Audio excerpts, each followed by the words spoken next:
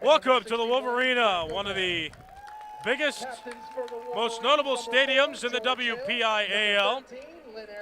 The site for this Class 5A WPIAL quarterfinal game between the Bethel Park Blackhawks and the Woodland Hills Wolverines. My name is Nicholas Callis. Rodan Hassan with me. Woodland Hills just one seat ahead of Bethel Park. Woodland Hills won its section and is here hosting this game. Bethel Park was a little bit further down in the standings, didn't win their conference, but made it past the first round, and now they're here. Woodland Hills has a bit of a problem, though, Rodan. They're out of quarterbacks. Yes. Tonight they're using their third quarterback since their first and second quarterbacks are injured. Carter Atkins is playing tonight. He's a freshman, 5'6", 145 pounds. You know, that might pose a danger for the Wolverines, using their freshman quarterback. Indeed, Bethel Park. Game. Bethel Park mostly healthy in this one, and the coin toss was just had. About a minute, 20 seconds left before football, and you hear the loud music. They are. Welcome to the Wolverina, birthplace of legends.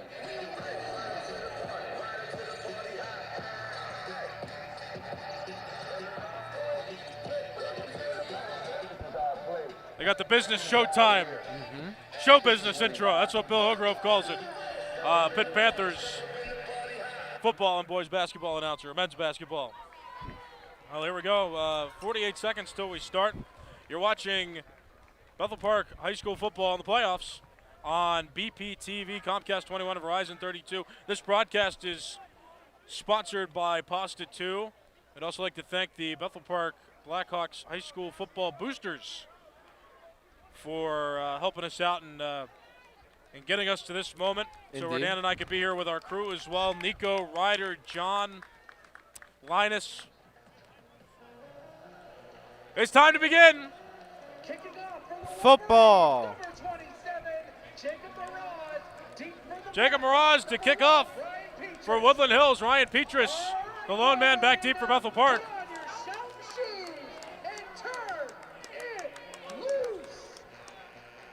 A lot of energy from the Woodland Hills fans.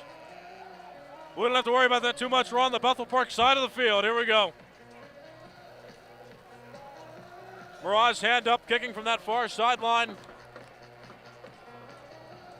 Or that far hash mark, I should call it.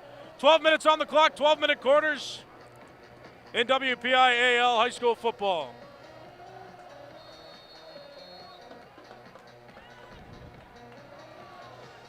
It's a squib kick on the ground, fielded at the 30, and received by Santino Nowajenik, number 0. Down by the 30-yard line, so that's where Bethel Park will begin. So what started as a squib kick, Petrus could not return it. Bethel Park gets moderate field position anyhow, 10 yards further than they would have been on a touchback. And so here we go. There's Tanner Pfeiffer leading the offense. Javon Moore, one of the best running backs in the WPIAL, behind him. Pfeiffer lines up under center. And a pitch to Moore for Bethel Park's first offensive play. There you go, Moore. And Moore breaks away. Moore down the middle of the field. He's going to get caught around the 25-yard line, and a big run for Bethel Park to start the game. 45-yard run on a pitch to Javon Moore.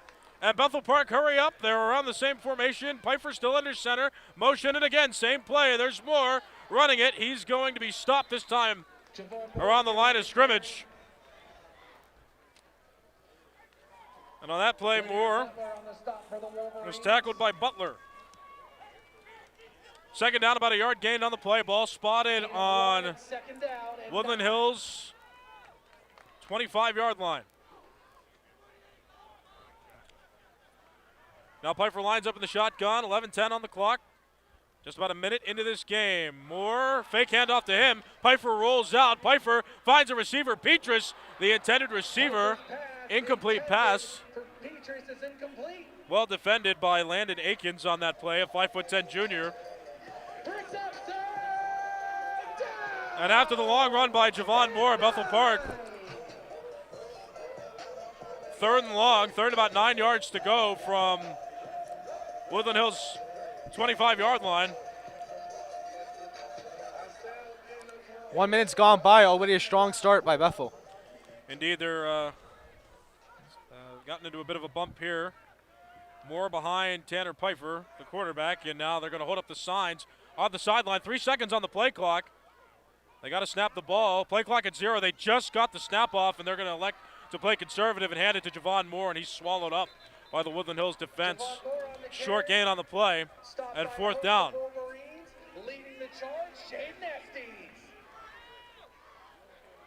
So Bethel Park in field goal range. Their offense isn't moving, though. Certainly not a situation where they would try to punt. It looks like they're going to run an offensive play.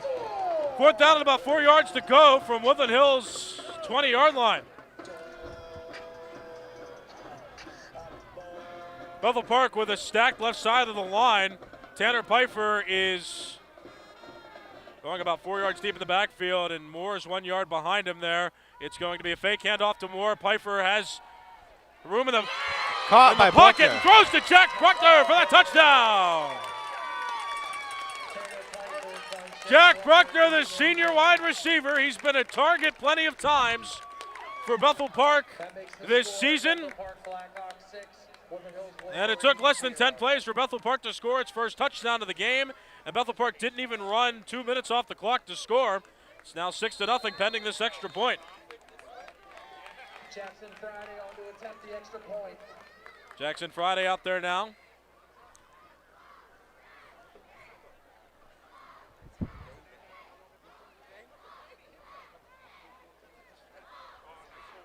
And Jackson Friday lays it through the middle of... No, he didn't. My depth perception was off. So Bethel Park misses an extra point opportunity, 6-0. 10:09 left in the first quarter. So that's something that I guess the Wolverines do here at Woodland Hills. It's good. They put a hippopotamus on the scoreboard. Yeah. I guess to distract Jackson Friday. It is... Mu Dang. That's the name of the hippo, Mu Dang. Mu Dang? Mu. I don't know what he's... he's famous online.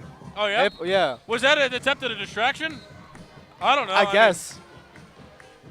I mean, you expect to see football stuff on there, and when you see... yeah, I guess it worked. Ref said no good. I'm not familiar with it. I guess I'm not on social media as much as my crew.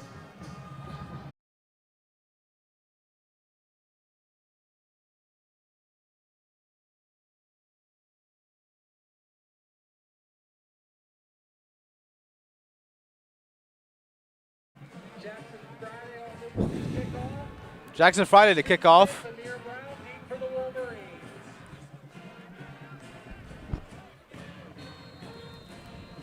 There's Jackson Friday ready to kick.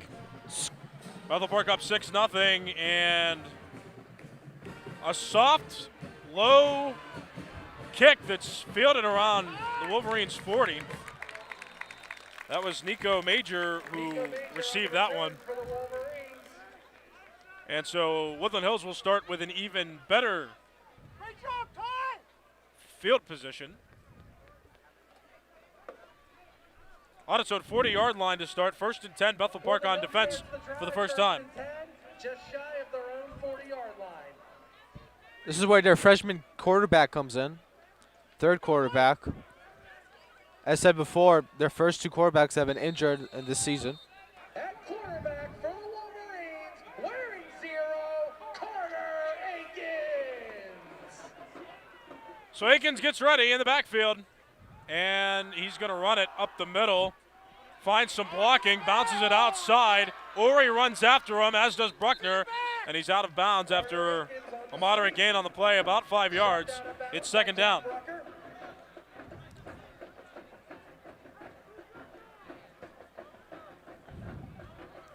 Gain of 5 on the play, 2nd down and 5.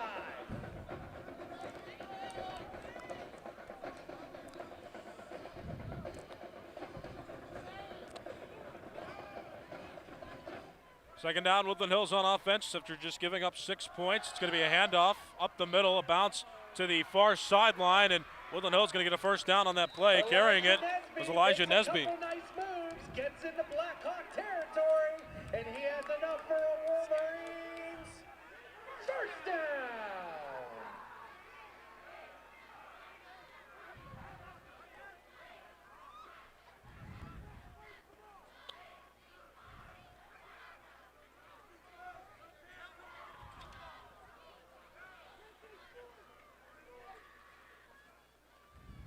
Handoff. Again, it's Nesby who is tackled. Third down. Powers his way down to the 42-yard line. Elijah Nesby, lead rusher for Woodland Hills. 90 carries, 472 yards, 5 touchdowns, and a 5.2 average a game.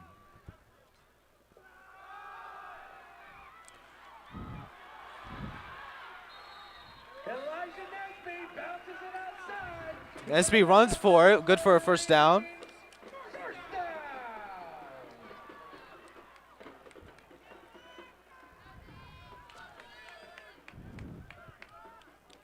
Slowly but surely, they're making their way through the Hawks end zone.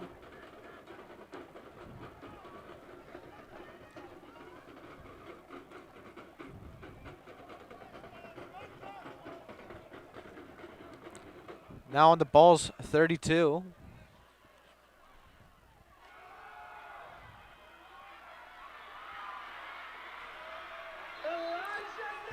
Nesby runs for it again. Gets another Wolverines first down.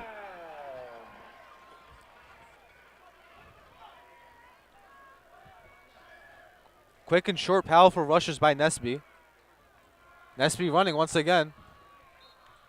Stopped at the line of scrimmage.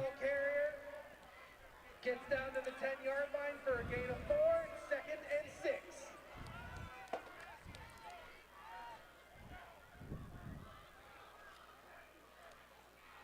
Woodland Hills moving about as efficiently as Bethel Park here. 8 minutes left in the first quarter.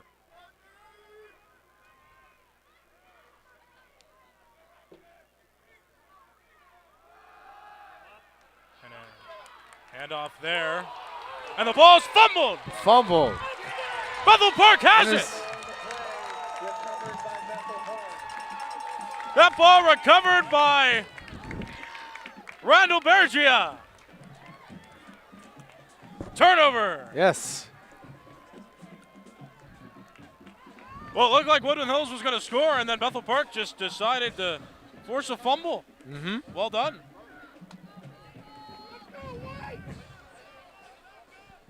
Elijah Nesby was the rusher for that round. Good use of Nesby for those couple of plays. Short, quick attacks, effective.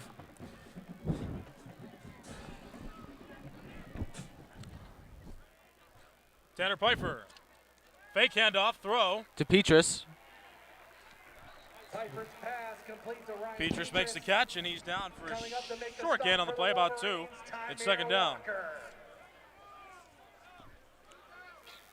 Gain of 3 on the play, 2nd down and 7. Bethel Park huddles up, 25 seconds on the play clock. Pfeiffer with a pitch, Javon Moore running. Javon Moore has blockers and gets a few yards on that play. Earl Perry stopped him. So now it's 3rd down and about 2 yards to go. Bethel Park scored its first touchdown after Javon Moore ran about 45 yards, and shortly later, Jack Bruckner caught a touchdown pass from about 25 yards out. Bethel Park just got a turnover on a forced fumble, and now 2 yards for another set of downs. Deep in their own territory, Tanner Pfeiffer has a few backs on either sides of him, and a handoff toward the outside. Javon Moore has enough for the first down, crosses the 25, and the line to gain. First down, Bethel Park. 6.5 minutes left in the first quarter. Tripped up by Earl Perry, but not before a Bethel Park first down.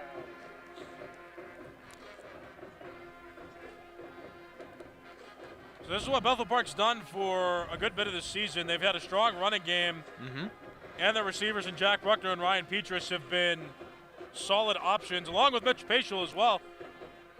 I haven't seen a pass completed to him yet, but this is only their second drive on offense, so we'll see. Bruckner and Paschal on that left side of the line. Motion by Ori. And Pfeiffer gets the snap. It's going to be a handoff to Moore. He goes up the middle and down around the 30-yard line. It's second down.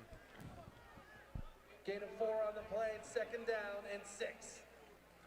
Bethel Park about an hour away from here. We're far in East Pittsburgh now. 3 former schools merged in the 1980s to form Woodland Hills. Bethel Park School District in the South Hills of Pittsburgh.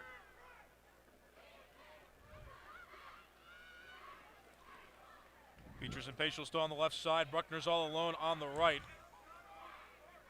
Tanner Pfeiffer, the quarterback, he's in the backfield. He's got Moore in there. And Moore will get another handoff. Moore breaks away a good bit and crosses the line to gain.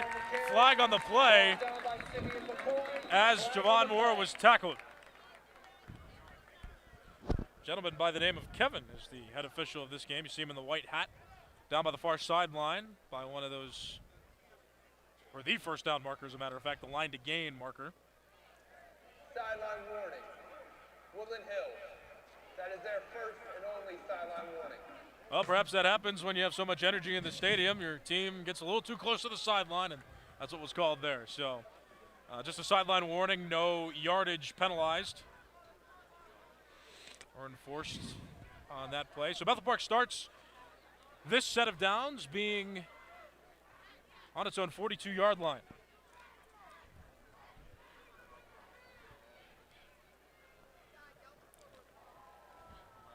Bethel Park in the huddle. And the scoreboard just shut off, so we don't know what time it is. And yeah, now they've got the officials' attention, so there's no play clock, no game clock right now, no score, although we know it's 6-0 Bethel Park. You're watching Bethel Park High School football on BPTV, Comcast 21, and Verizon 32, and this broadcast sponsored by Boston 2. I'd also like to thank the Bethel Park High School football boosters for their support in getting us here to the playoffs and getting us on television. If you're watching this on November 8th, it's live. So the score is gone, but the clock's back up. This is unusual, and there's the score. It's back on. Here we go. Hey. 5:11 left in the first quarter. Bethel Park up 6-0. Jack Bruckner caught a touchdown pass, and then Bethel Park forced a fumble. Randall Bergia, he's the one that retrieved the fumble and officially converted the turnover. Now Bethel Park driving on its second offensive possession. And Tanner Pfeiffer, fake handoff to Moore. Pfeiffer plenty of time in the backfield, throws, and the pass is intercepted by Woodland Hills. Well, it was almost intercepted down there on the far sideline, but the official on the far side ruled incomplete. I heard Woodland Hills cheering. I assumed it was an interception, but that side judge declared it an incomplete pass. It hit the ground before it was received, so no turnover there. Second down, 10 to go from Bethel Park's 42-yard line. There's Petrus and Paschal on the left side of the line. Moore in the backfield with Pfeiffer. Bruckner on the right side as a receiver. They're looking at their cards on the near sideline. 15 seconds on the play clock, and the game clock stopped with 4 minutes and 45 seconds on it. Pfeiffer, handoff to Moore up the middle, and he is stopped immediately by the Woodland Hills defense. Gets out to the 46 for a 4-yard gain. Woodland Hills the 4 seed in this game. Bethel Park the 5 seed. Brings up third down. Relatively short gain on the play. Third down and 6. Right around midfield.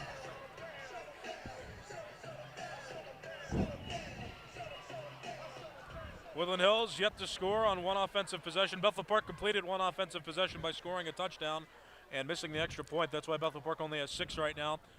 Paschal in motion. Pfeiffer will pitch it to Moore. Or excuse me, Petrus was in the backfield.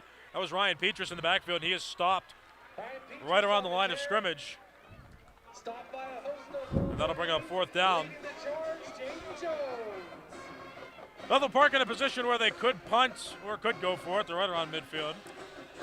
And they're holding up the cards on that near sideline, communicating to the offense exactly what to do. And it's tricky, too, because Tanner Pfeiffer also punts. That's what a lot of high schools have done recently is strategy. They'll have their quarterback punt so that if they want to execute a fake, they have the best arm on the field to do it. And sometimes, too, they'll also snap it to the quarterback on a formation like this, and the quarterback will do a little pooch punt.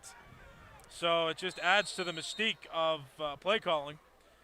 And while Pfeiffer set up, Bethel Park called a timeout. First timeout of the half.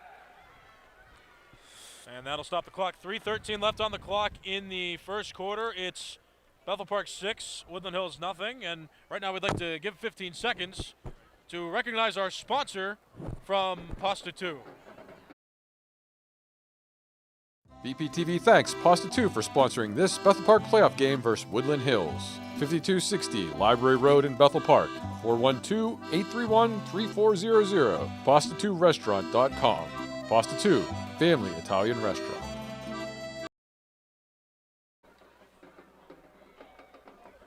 I said from Pasta 2 like there was just somebody from there. Pasta 2 is the sponsor. And so just to clarify, we appreciate them for their financial support getting us here to cover the playoffs on BPTV. You can watch on Comcast 21 and Verizon 32. And if you're watching on November 8th, this game is live. Rodan, have you ever been to a playoff football game before? Yeah. What's the difference between being a broadcaster and being a fan? I think for a fan, you can let all your energy out. You're less controlled. I think when you're broadcasting, you have to be more objective. You have to look at both sides and see what their pros are, what their cons are. That's true. Our job is to give you information like this play here.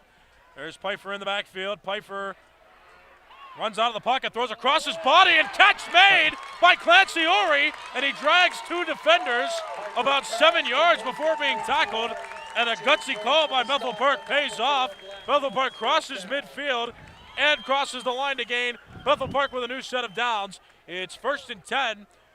Now on Woodland Hills' side, ball spotted on Woodland Hills' 33-yard line.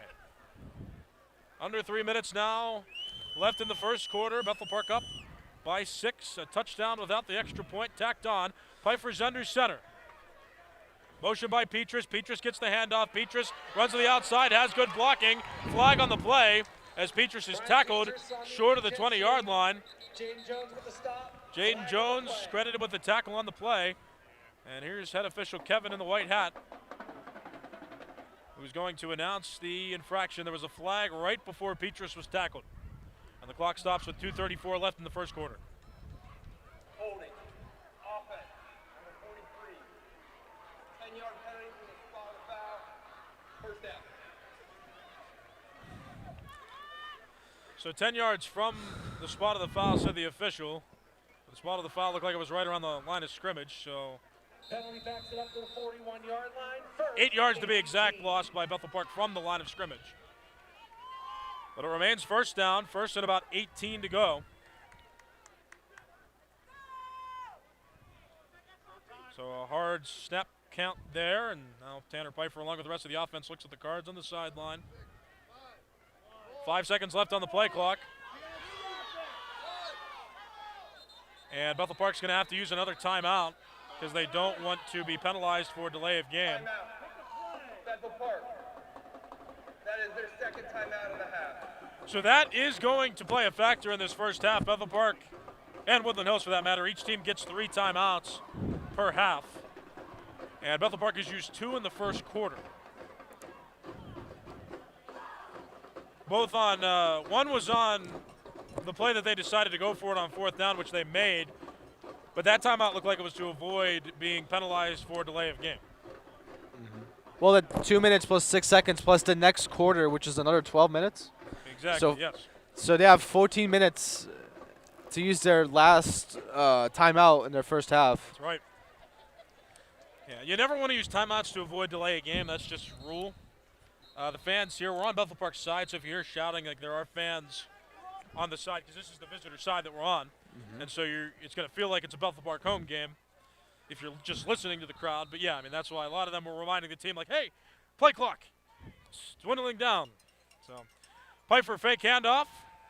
Throw downfield. Petrus the intended receiver, and he is run into. Pass incomplete. Tymir Walker was the defender on the coverage. So Petrus was running, and Walker looked like he ran right into Petrus. And it's just called incomplete, though. No pass interference called on that play, but also spotted on Woodland Hills' 41-yard line.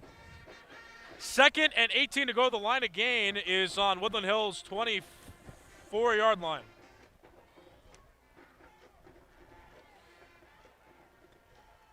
Moore gets the handoff and jukes out one defender, and then is brought down by a couple of Woodland Hills defenders.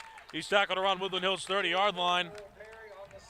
That'll make it 3rd down. Bethel Park back past the original line of scrimmage, about 7 yards to go. It's 3rd down. Gain of 11. Third down. And 7. Bethel Park scored its first touchdown.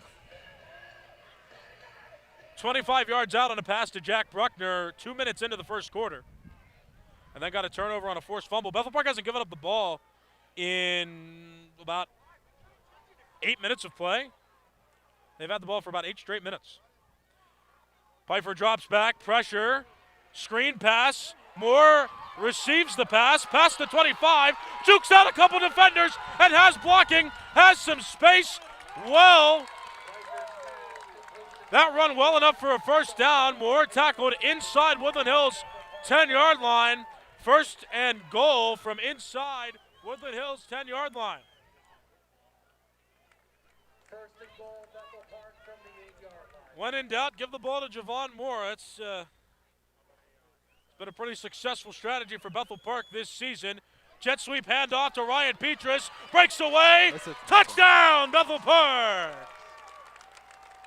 Ryan Peters takes the handoff, brings it in from 8 yards out. That makes the score Bethel Park Blackhawks 12, Woodland Hills Wolverines 0. So that was a nifty play there. They faked it like they were going to hand it to Moore, and then gave the jet sweep handoff to Petrus, who just broke away with his speed for the touchdown. Bethel Park with 12 points now, 35 seconds left in the first quarter. Bethel Park missed the extra point on its first touchdown, so to make up for that, they're going to try to convert a 2-point attempt here.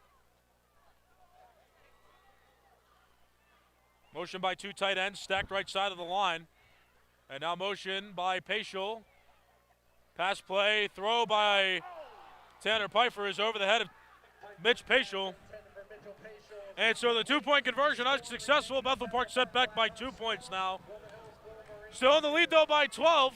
12-0, 35 seconds left in the first quarter. Bethel Park over Woodland Hills in the quarterfinals of the WPIAL Class 5A playoffs. Rodan, who are we sponsored by? Pasta 2. That's right. Thanks to Pasta 2 for sponsoring this entire broadcast on BPTV, Comcast 21, and Verizon 32. And the Bethel Park High School football boosters as well pitched in a bit to get us here. So we appreciate their efforts as well. A lot of help getting us here. And thanks to our crew as well, Ryder on graphics, Nico and Linus on cameras, John doing the directing.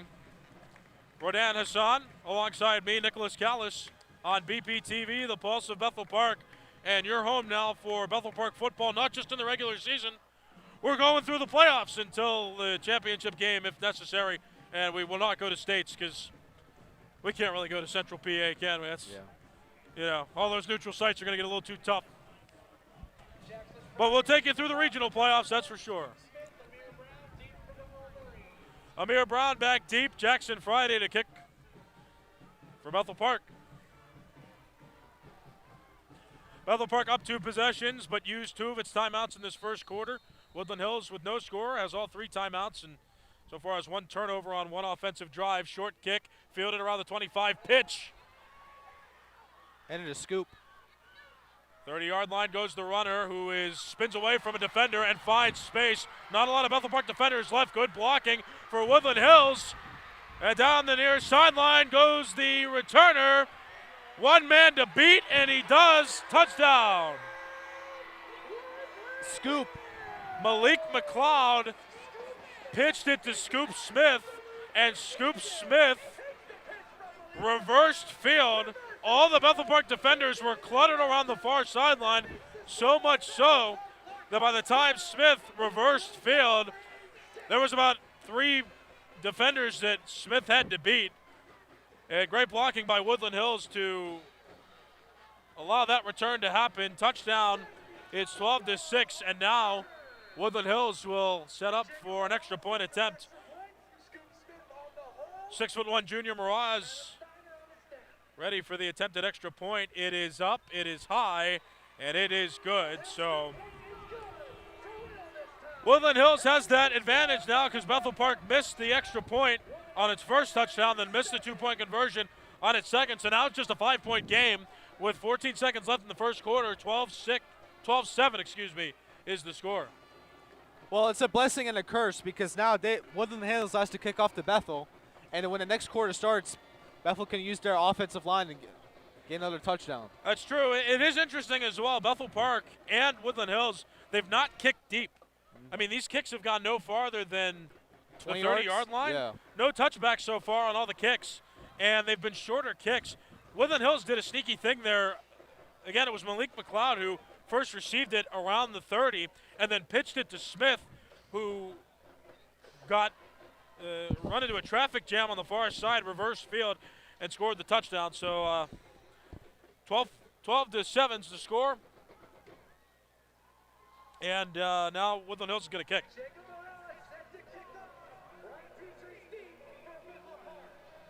Petrus, the lone man deep. They've got a second layer that's 3 deep. Bethel Park does to return, and 5 on the front. Miraz going to kick from that far hash mark.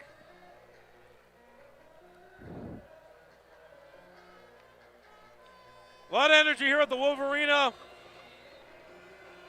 One of the more notorious stadiums in the WPIAL. The home of the 4-seeded Woodland Hills Wolverines. And a kick on the ground hits off a Bethel Park receiver. And then a big tackle on that far sideline. And that was fielded by one of the second layer returners there for Bethel Park.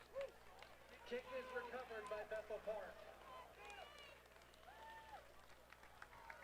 That was Tim Ondo who officially got the ball and then got hit quickly. He got back up rather quickly. And so Bethel Park, after the kick on the ground, will start this possession. Its third offensive possession on its own 36-yard line.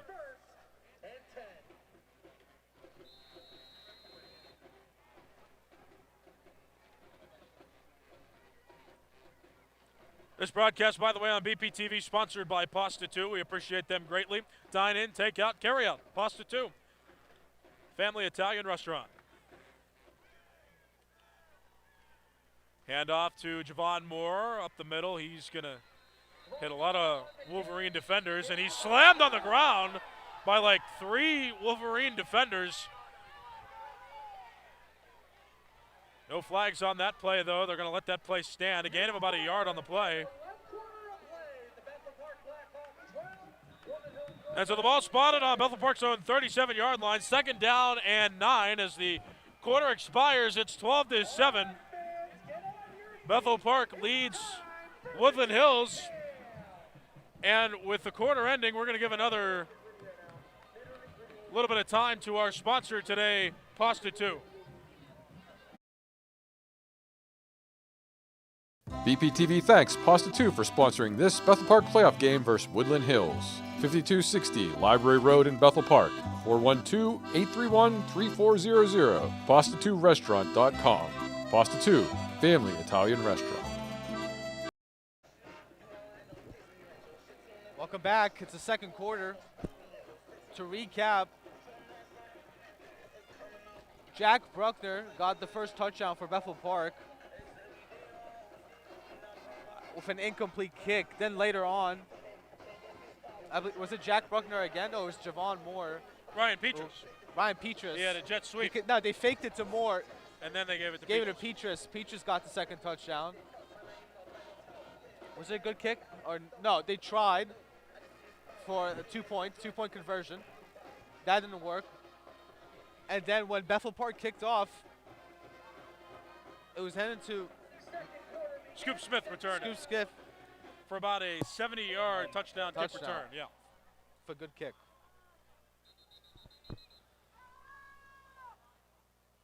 Also a note too, Bethel Park has used 2 of its timeouts in that first quarter. So they only have 1 timeout to use in the second quarter. They get 3 timeouts per half. And Bethel Park used its first 2 in the first quarter of this game. 12 minutes in each quarter.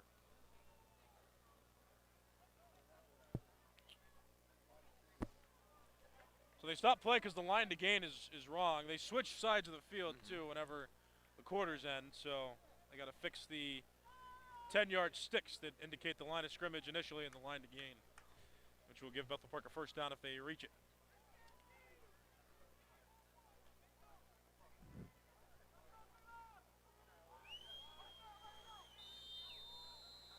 Game starting. Motion. One more on the carry. Stopping him behind the line of scrimmage. Malik McLeod. That was Javon Moore on the carry, Malik McLeod on the tackle. It's down. And a loss on the play. So Second down for Bethel. Third down. 11 minutes, 28 seconds on the clock. Third down 10, ball on the 36 of the Hawks.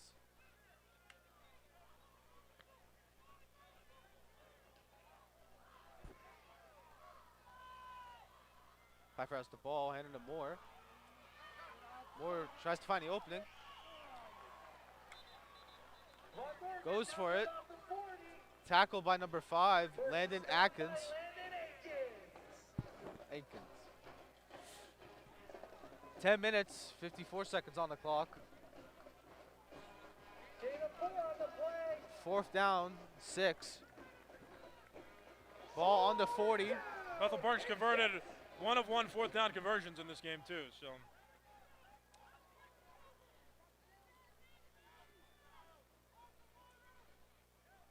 they're actually right around the spot too on the other side of the field, but they did convert last time with a pass that they tried for a fourth down conversion.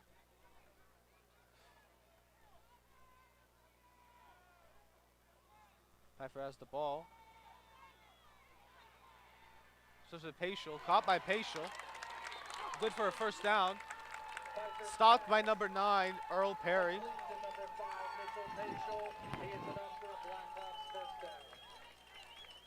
Ball is now on the 51. Oh, 49. 49 on. My bad. That's all right. Hey, it's not the first time I've heard that. But speaking of Paschal too, they've been switching him out as the receiver to bring in tight ends like Bergia and Ori. And they just did that here. Paschal on the sidelines. They got a stacked right side here. Now left side.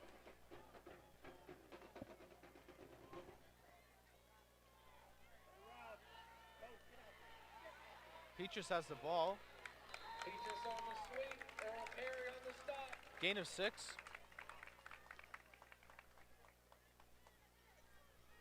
Second down. Petrus also plays baseball, and he's a senior this year at 5'10", so was a part of a couple of those state champion teams for the baseball teams, Blackhawk baseball team. Petrus and Bruckner on the sideline now. Paschal back into the game as that lone receiver on the near side here. Pfeiffer hands the ball to Moore. Moore tried to find an opening. Good for a first down. He is enough for a Blackhawks first down. 9 minutes on the clock exactly. First down for Bethel. Ball on the 38.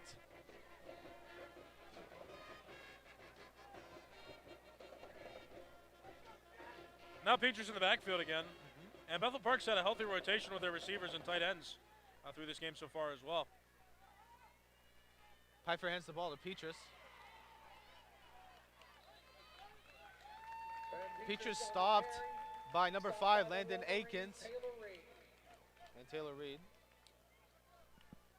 Gain of 5, second down, and 5. Second down 5. Ball on the 33. 8 minutes.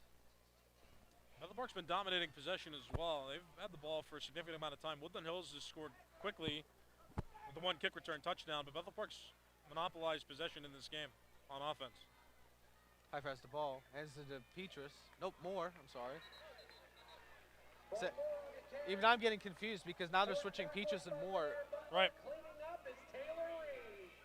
Taylor Reed there on the tackle. Yeah, it's just something to pay attention to. I mean, it's good when you rotate guys. I mean, I'm used to baseball because that's my favorite sport, and, you know, only one substitution happening. But when you think about football and when you're in it, it hurts to play football. There's a lot of fatigue. There's a lot of aggressiveness. I mean, these hard hits, these guys get up like it's nothing, but, you know, to the average person, I mean, that hurts and it can tire you out. So it's good. They have a bunch of players they can plug in that can, you know, make a productive offense. Play clock going down. Pfeiffer hands it to Moore. Moore finds the opening. Moore's running for it. Stopped on the 20th by Landon Aikens. Flag on the play. A flag was thrown around where Tanner Pfeiffer was in the backfield.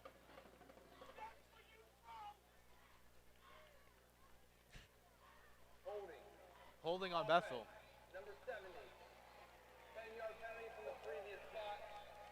Third down.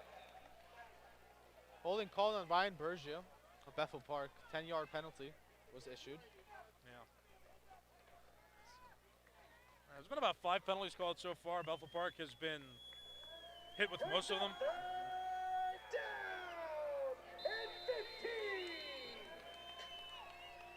Third down and 15. Third down, 15. Ball on the 44. Pfeiffer has the ball.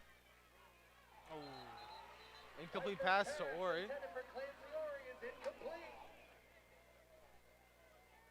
Yeah, Ori was looking for that one at his chest and it fell just below his waist. Did not handle the short pass. Yeah, Clancy Ori's 6'4", so he's trying to have to get the ball higher. 6 minutes, 44 seconds on the clock. Ball still on the 44. Pfeiffer has the ball, he kicks it.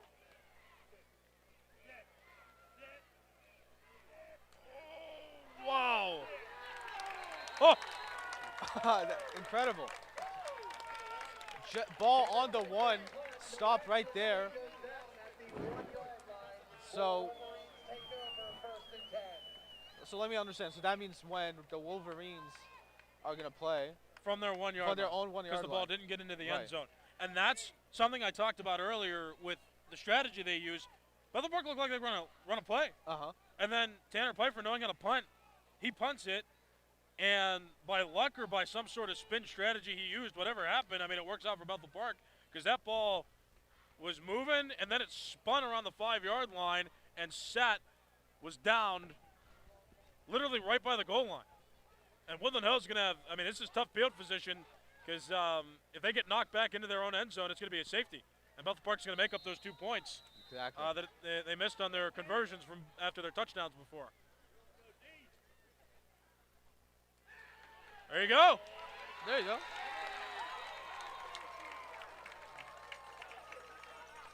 Forward progress is given to Carter Aikens at the 1 yard line. We're in second. Oh, man.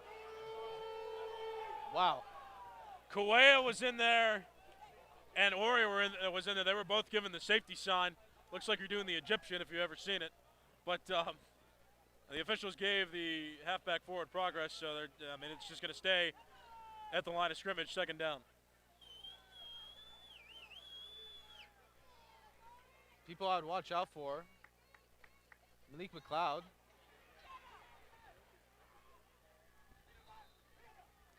Carter Aikens on the sweep. Aikens got out at the 4, the 5. Not good. Gain of 4 on the play. It's third down. Third down for him. And again, that's third string quarterback Carter Aikens just running his way out of the end zone. They're still in a bit of danger, but any yardage is better than the goal line to start at. It is that's third down? Third down. Third down, 4. Ball on the 6. floor. 6. Ball 6 on the to go. floor. Yes.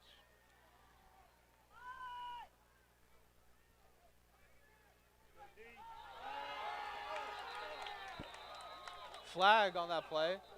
The snap was missed. Prior to the snap. Full start. Offense number 56. Half the distance to the goal. Third down. So it's a flag on the offense, not Bethel. Correct. So what happened there was, so they snapped it over the head, but the officials called a false start before the ball was snapped, because one of the somebody on the offense moved. So now it's just half the distance to the goal. So now they're on their 2, Woodland Hills. Fourth down, gain of 3, 4. Aikens pass complete to Simeon McCoy. Fourth down. Simeon McCoy on the reception. Not enough to get past the line to gain, though. And looks like Woodland Hills going to set up the punt. Jacob Morales set the punt. Brian Peters deep for the Bethel Park Blackhawks. Woodland Hills is not going to punt. Peaches is going to receive for Bethel. Knowing their kicks, it might not go far, so this was pretty good, actually. Peaches received it right on Fair catch is called for. the 46. 6-yard line where Bethel Park will begin first and 10. And as we wait for this next possession to begin, we're going to have a quick word from Pasta 2, our sponsor.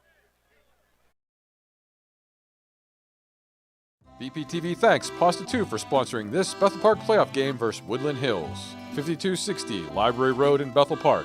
412-831-3400. Pasta2restaurant.com. Pasta 2, family Italian restaurant.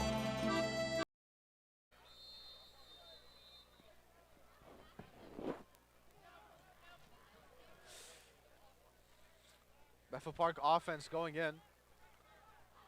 5 minutes and 2 seconds in the second quarter. Ball was handed to Moore. Moore tries to find the opening. Pushed out at the 38. Nope, 47. Stopped. Second down. And Bethel Park continues to monopolize on offense. Now, they haven't scored so much, but they've also limited Woodland Hills to scoring, which is a good thing. Only one special teams touchdown for Woodland Hills in this game. Bethel Park's kept the ball for the most part otherwise. Woodland Hills has only had 2 possessions on offense. They scored the other time, but again, that's special teams. Technically, they weren't on offense for that. Pfeiffer has the ball. He hands it to Moore once again. Moore found the opening. 3rd and 1. Gain of 6 on the play. 3rd and 2. Brings up third down and 2. On the 38. Pfeiffer hands it to Moore again. Moore finds the opening. He's running for it. Goes for it. Goes for it. Pushed out at the pushed out at the 19th. And Jack Bruckner earned Javon Moore an extra 10 yards by blocking as a receiver down there. That's not something that you pay attention to too much. The receivers blocking on that play, though. Jack Bruckner staying focused, staying on a guy, allowed Javon Moore to get an extra 10 yards, and Bethel Park that much closer to the end zone. First down 10, ball on the 20. Peaches had the ball. He was pushed out at the 7th. So it's good for a first down. That's enough for a Blackhawks first down. Petrus' entire game has just been putting the moves on the defense. It's just like he's in one space and then he just pulls his feet back and jukes and moves, and been doing well this game.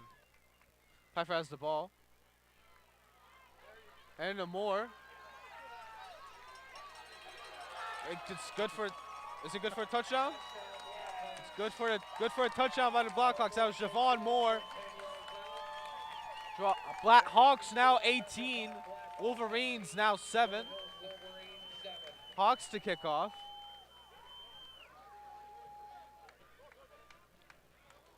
So far, Bruckner, Petrus, and Moore have gotten touchdowns in the first half.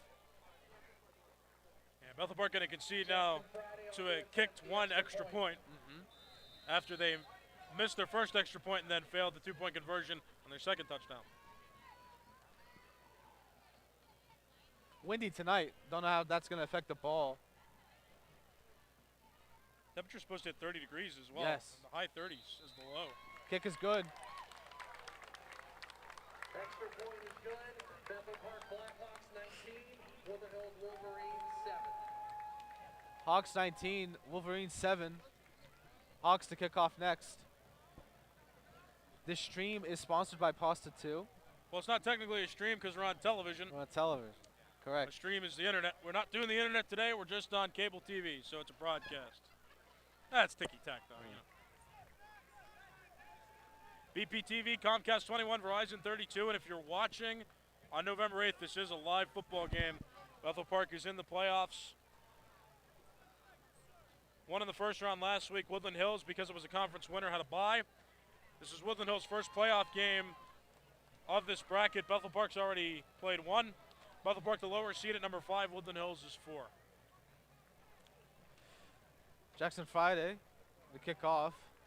Jackson Friday ready to kick off. Scoop Smith, Amir Brown, deep for Woodland Hills. Scoot Smith and Amir Brown deep to receive.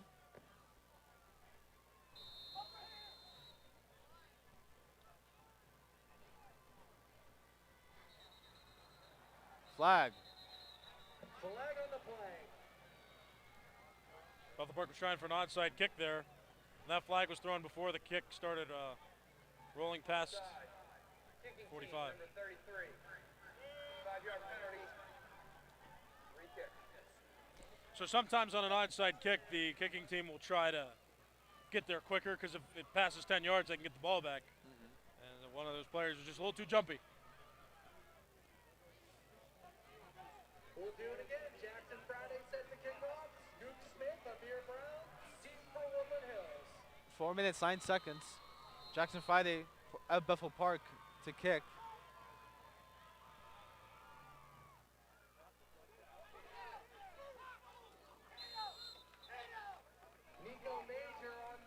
Nico Major of the Wolverines. He's a sophomore, 5'7", 150 pounds, received that ball.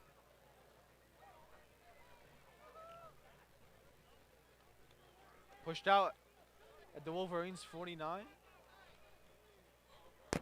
Again, we're not seeing very many deep kicks. No. Everything's been short to medium. I think the furthest one we saw was to a 30-yard line, and that one was returned for a touchdown by Scoop Smith of Woodland Hills. So it's their only touchdown so far, too. They haven't done much with their offensive personnel. Now, a lot of their team players, key players, are gone. They're injured. Yeah, they lost their season. first two quarterbacks. Yeah. Yeah. This is their third-string quarterback, Carter Akins. So he's a freshman. Fake pass. Scoop Smith running for it. Good for another touchdown. Scoop Smith got a touchdown.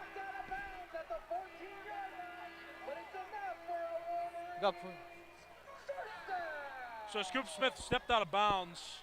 He did? Oh. Just past Bethel Park's 15-yard line.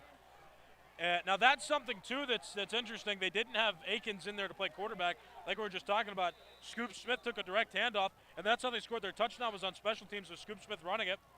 So Woodland Hills looked like they just decided to give him the direct snap and block and let him run.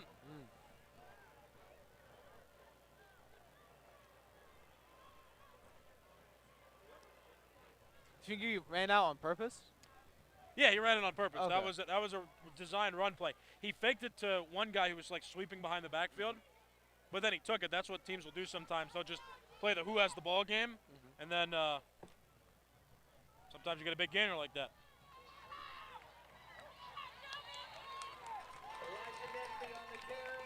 Nesby had the ball. It was Scoop handed it to him. He was pushed back by the Blackhawks. That was Jovian Smith who got credit for the tackle.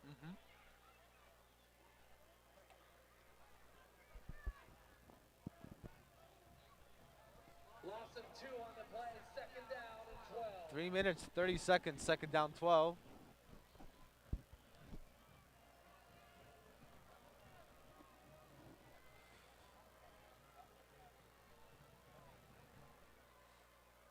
Woodland Hills has not scored a touchdown on offense yet. Pass. To Nesby, stopped again. Nesby on the carry. Gets back to the line of scrimmage at that. Stopped by Clancy Ori. Brings up 3rd down and 12. 3rd down, 12. Ball on the 15.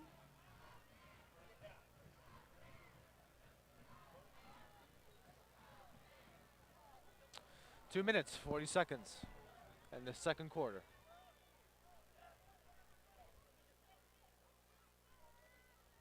Smith has the ball.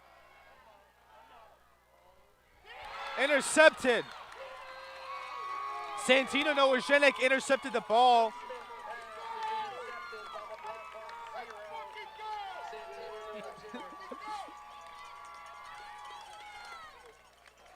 Two minutes, 26 seconds on the clock. Intercepted by Santino Nowajenik of Bethel Park. So that's what happens when you try to have your running primary quarterback throw a pass. Yeah. He just lobbed it up there and tried to get his receiver a chance to get it. Noah Jenik just stepped in and got to the ball first, and that's tough for Woodland Hills, but great for Bethel Park. Yeah.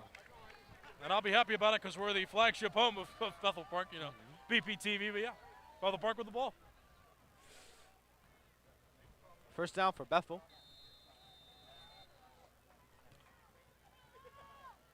In their own end zone. Pfeiffer has the ball. He hands it to Moore.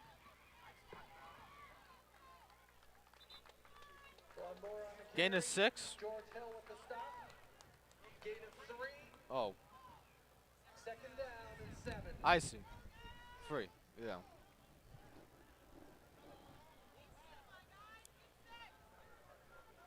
I mean, Woodland Hills has maybe had the ball too for 5 minutes in this entire half. Bethel Park's just been monopolizing this half like crazy on offense. Pfeiffer hands it to Moore again. Flag. Flag on the play.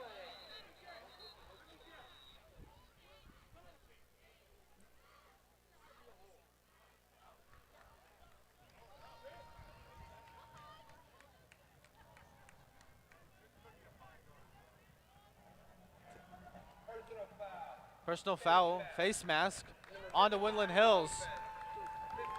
That's a penalty for the Woodland Hills.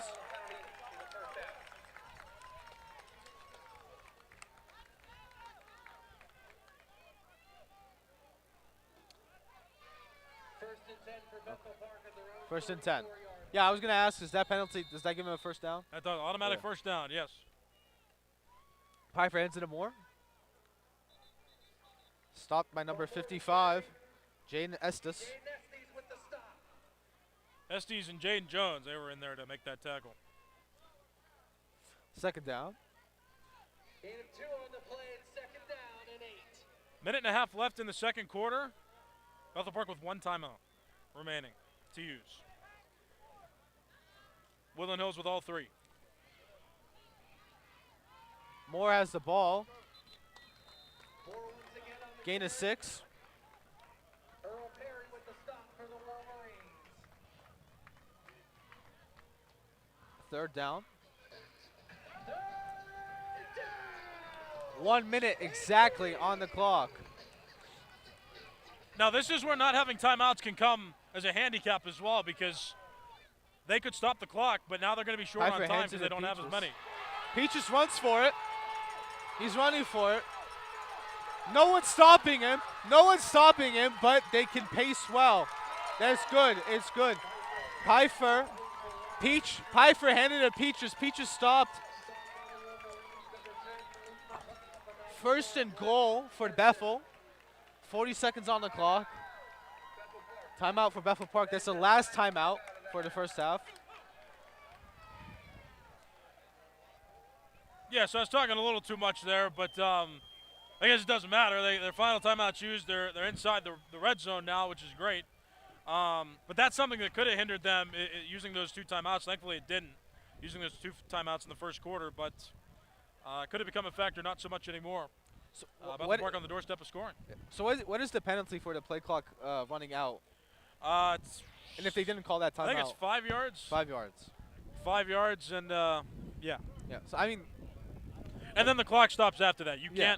You can't run the clock past however much time. Sometimes it's 25, sometimes it's 40. Yeah. Depending on what type of play it is. But yeah, the clock will stop there. That's just to prevent teams from, running out the clock. It's like a shot clock in basketball. Yeah. Just preventing a team from holding the ball and letting the clock run down. They have to run a play. Yeah. No shot clock in high school sports though in Pennsylvania. No. So, but there is a play clock in football. 40 seconds, first down and 8 for Bethel Park. Peaches had was it a 50-yard? 60-yard? I wasn't prepared for these questions. It was I it think was they a were lot. right there, It was a 50. lot of yards. It was a lot. I believe 50. It was- I'll say 50. At the Wolverines' 8-yard line.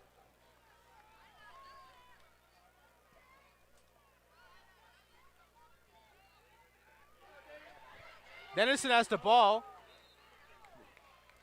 Pushed out of bounds.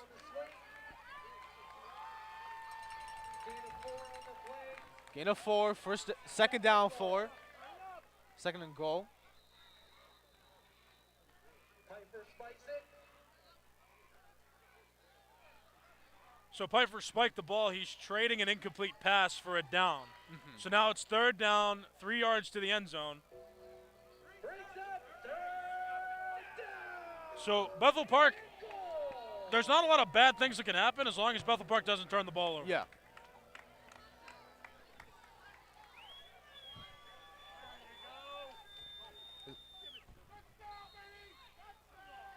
Is that a touchdown?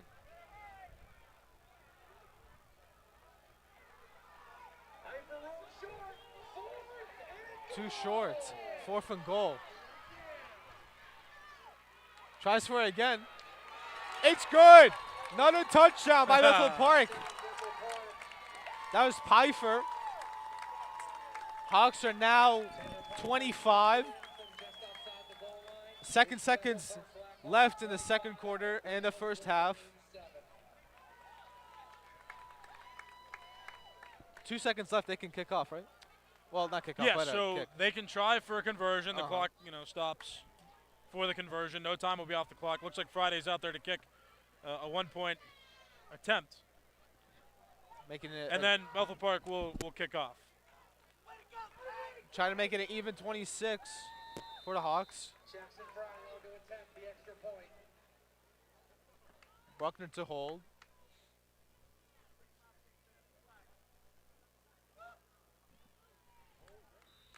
Kick is high and good. Hawks are now 26. Wolverines are 7. Hawks are now going to kick off with only 2 seconds left. We'll see what the Wolverines will try to do. So this is a time where Bethel Park may intentionally kick it short. Because Yeah. as soon as the ball touches the ground, the clock starts.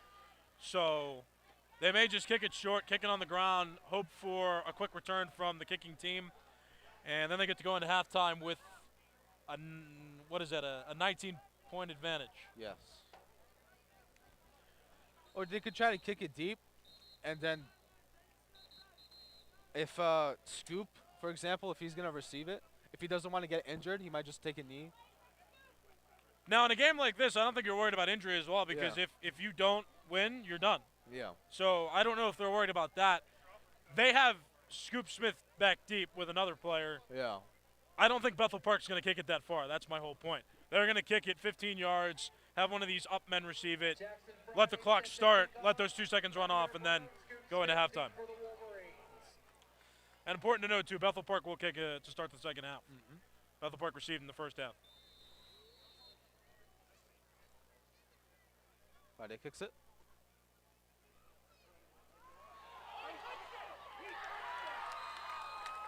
Kicking team, special team received it. On the Blackhawks, number 22, Tyler Miller. Technically an onside recovery, but it doesn't matter because the half is over. Yep. Wolverines 7. Rodan, your thoughts of the first half? To describe the Wolverines' defense, whenever they had the ball, it was short, but it was always powerful. They always gained, and they eventually got to the end, but the ball was fumbled. Yes. Yeah. Yeah, so 2 turnovers for Woodland Hills, 2 notable turnovers. One was on the forced fumble, one was an interception. So Bethel Park monopolized that first half on offense, and that's reflected in the score, 26-7. Bethel Park missed a couple of extra point conversion attempts, so that's why they're not an even 28. Oh well, they're up by 19. Yeah. Second half coming up next. Let's give a quick 15 seconds to our sponsor of this game today, Pasta 2. BPTV thanks Pasta 2 for sponsoring this Bethel Park playoff game versus Woodland Hills. 5260 Library Road in Bethel Park. 412-831-3400. Pasta2restaurant.com. Pasta 2, family Italian restaurant. I'm Nicholas Callis, Radan Hassan with me, and just a quick notoriety I'm going to give to our crew. Ryder on graphics, Nico and Linus on camera, John doing the directing. We'll be back for the second half. Till then, enjoy the marching bands. This is halftime on BPTV, the pulse of Bethel Park, and your home for Bethel Park High School football. Everybody, over here.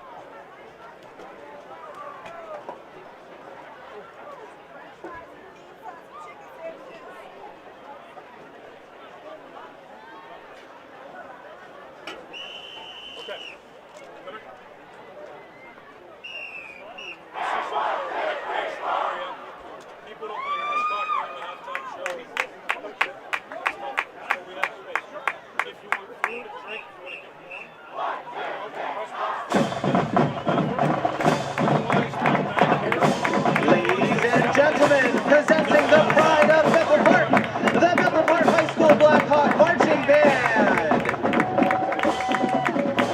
Led onto the field by head majorettes Charlie Donaldson and Olivia Sahida, and head Bethets Anna Kelly and Izzy Liebarger.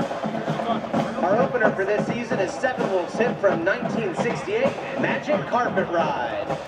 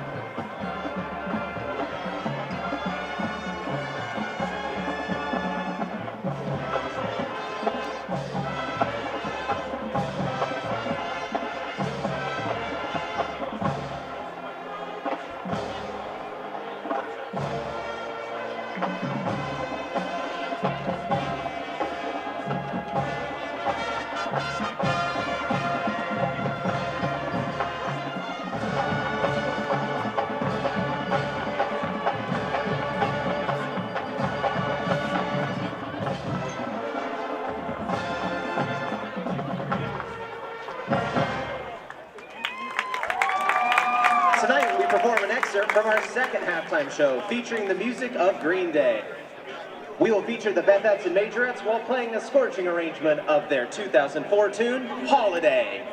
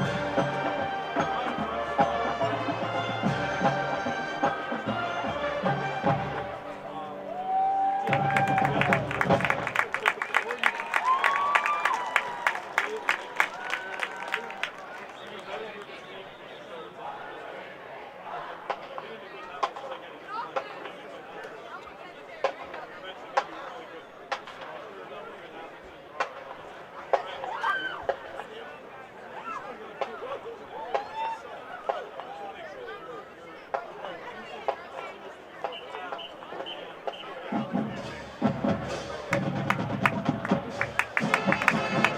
stand up and clap along as the Blackhawks marching band performs their signature drill, Hot Time in Bethel Victory, a Bethel Park tradition for over 50 years.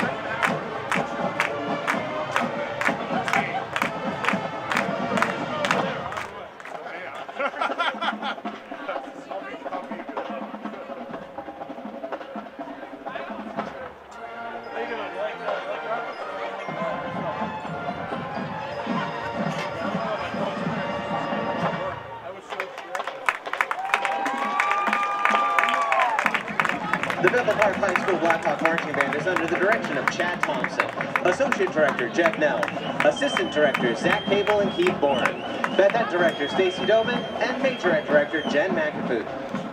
Our student directors are Carly Dowell and Caleb Steele, Special Events Coordinator Lily Janis, Head Majorettes Charlie Donaldson and Olivia Sahida, Head Bethettes Anna Kelly and Izzy Leibarger, and Drum Captain Trent Bloom. Thank you for your kind attention.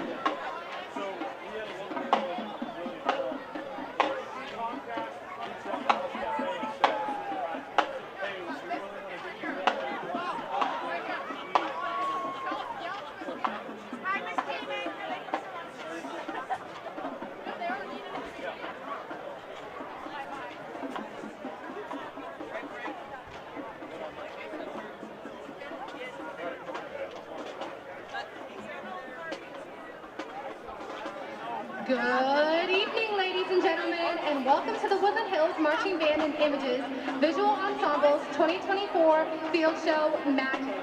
Experience the allure and enchantment of the mystical realm of magic. A tale of sorcerers and spectacles, featuring music from Phantasmic, The Greatest Showman, and Bruno Mars. Keep your eyes peeled for tricks along the journey. We hope you enjoy our performance. Abracadabra!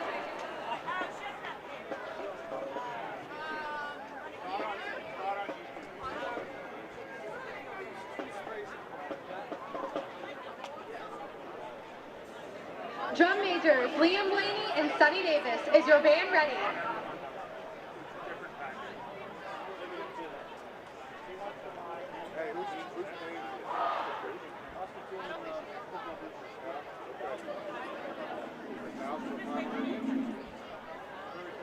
Woodland Hills, you may take the field for your performance.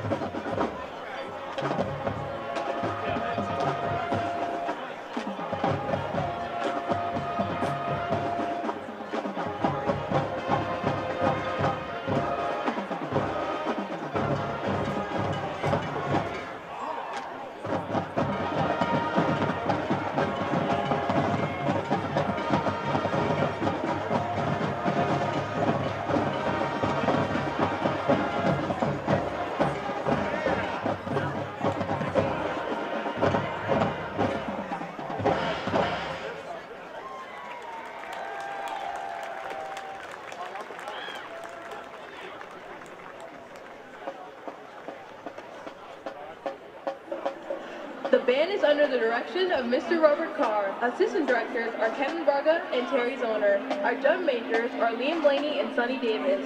Woodland captain, Ariana Gator. Brass captain, Zacharias Barron. Percussion captain, Mackenzie McPherson. Image captain, Casey Files. Our soloist tonight was Sonny Davis. Band managers are Zuri Rue, Gia Zin, and Cam Peretti. Thank you for your attention this evening. We hope you enjoyed our performance.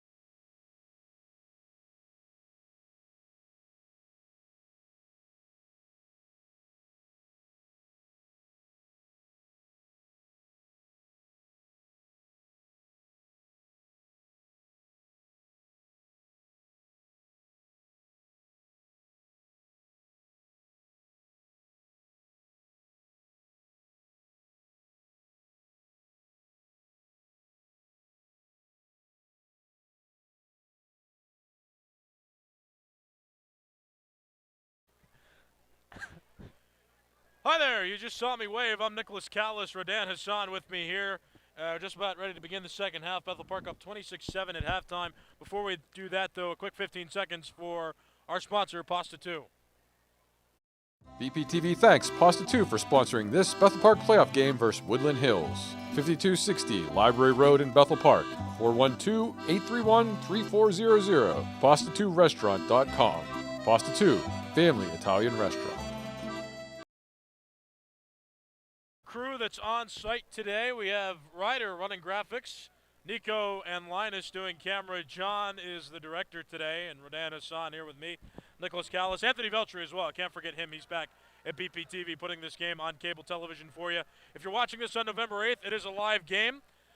Comcast 21 and Verizon 32, or you can watch BPTV. Happy to be broadcasting this game. And Rodan, a lot of offense from Bethel Park. They dominated on offense in the first half. Woodland Hills only touchdown on a special teams kick return by Smith, Scoop Smith. And so here we are.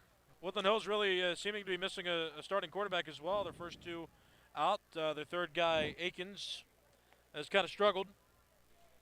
Scoop Smith lined up a quarterback as well a few times. Smith threw an interception in that first half. Bethel Park just dominating. What else? I miss anything? Nope. I mean, I think you all got it. I think what the Wolverines need to do is to have a tighter defense, because that's the only thing that's letting them down. The only method the Wolverines have scored with is the special team. Yeah. And well, it's just a special team. Yeah, they were close with their Yeah, they were close one time, and then they got the fumble. Yes. So Games played today in the quarterfinals in Class 5A. Pine Richland and Franklin Regional, 1 and 9 seeds. All these games started at 7 o'clock, by the way. Just a disclaimer there, so when I name them, just know they started at 7. All games about an hour and a half in, and no final scores reported yet. But Pine Richland and Franklin Regional playing on this same side of the bracket. Whoever wins this game will play the winner of Pine Richland and Franklin Regional. Then on the other side of the bracket, 2 teams in Bethel Park's conference playing now. Upper St. Clair is hosting Penn Hills. Upper St. Clair number 2, Penn Hills number 7, and Peters Township hosting Penn Trafford. Peters Township number 3, Penn Trafford is number 6. So it could be a same conference championship as it stands now with the quarterfinal teams. Would be interesting, but yeah, 3 teams from Bethel Park's conference, including Bethel Park, in this Class 5A bracket right now in the WPIAL. Rodan, take us through the start of the third quarter. Why don't you? you got it. Third quarter about to begin.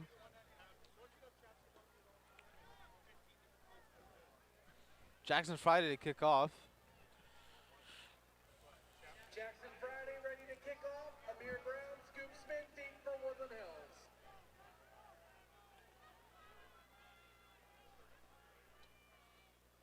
Scoop and Amir deep to receive.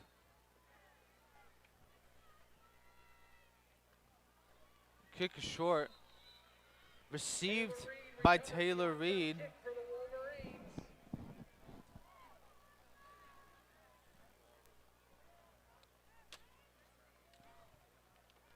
Wolverines offense starting on the 52. Woodland Hills starts to drive first and 48. 10 from their Oh, man. opponent's 48-yard line. Yeah, that's a theme of this game. I'm not exactly sure why. Short kicks. Bethel Park wanted the ball back. They don't need the ball back, up 19, but tried for the onside kick, and it did not work out. There could be like a slight draft coming in too. It's pretty It is windy out getting here windy, tonight. yeah.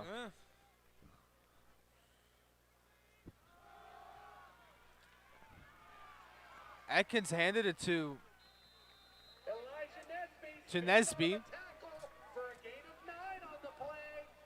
Brings up Second down, 1. and 1. Ball in the 39.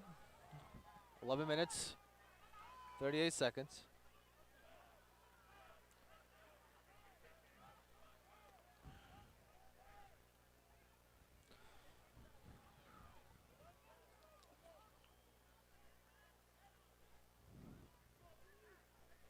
Minutes, 20 seconds. Second down, 1 for the Wolverines.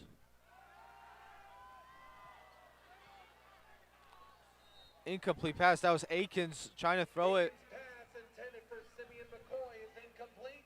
Coverage for the Blackhawks by Santino Nowacenic. Brings up third. Simeon McCoy, who's a senior, 6'2", 175 pounds, defensive back and wide receiver for the Wolverines.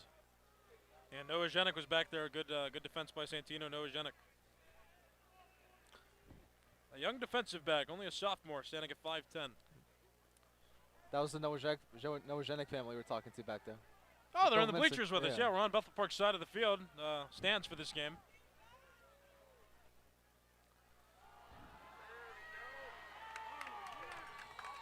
Good defense by Bethel Park. It was Akins with the ball. No, it was Nesby with the ball. Elijah Nesby on the carry. Loses yardage. It's fourth down. Bergia and Cueva were in there on the tackle as well. They got to him rather quickly. Jacob Maras at the punt for Woodland Hills. Mitchell Paschal deep for Bethel Park. Wolverines to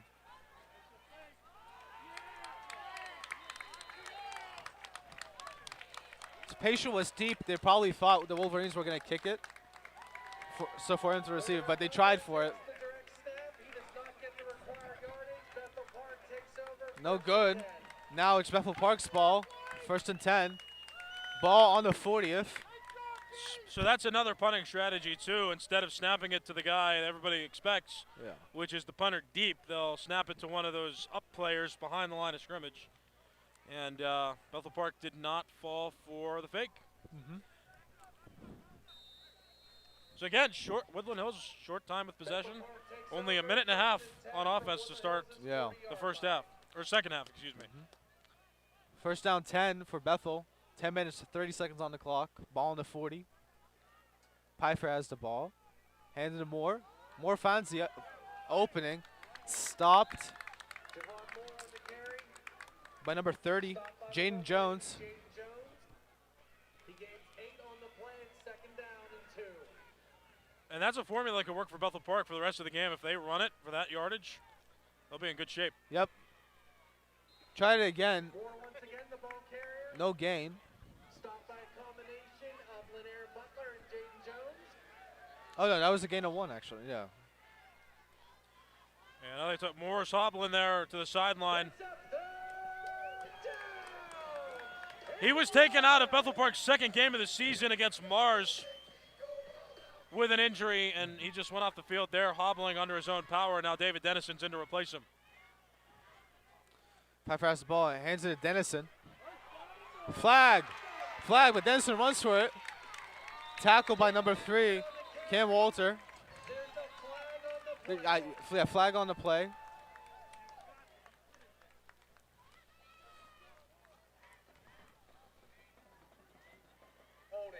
Holding on offense, Bethel. 10-yard penalty from the previous spot. Replay 3rd down. Bethel Park's been hit with a good amount of penalties, more than Woodland Hills in this game. Yeah. Penalty backs it up to the 39-yard line. It's now 3rd down, 11. and 11.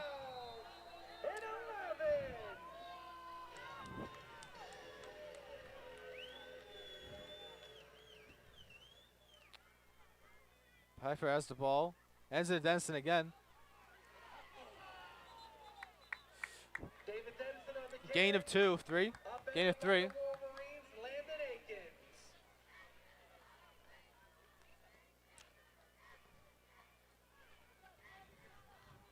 I mean, Bethel Park's fortunate to have 2 good running backs, so while Moore is dealing with a minor injury on the sideline, Dennison can step in and still be productive. 8 minutes, 49 seconds on the clock. 4th down, 7. Ball on the 43. Pfeiffer has the ball. He kicks it.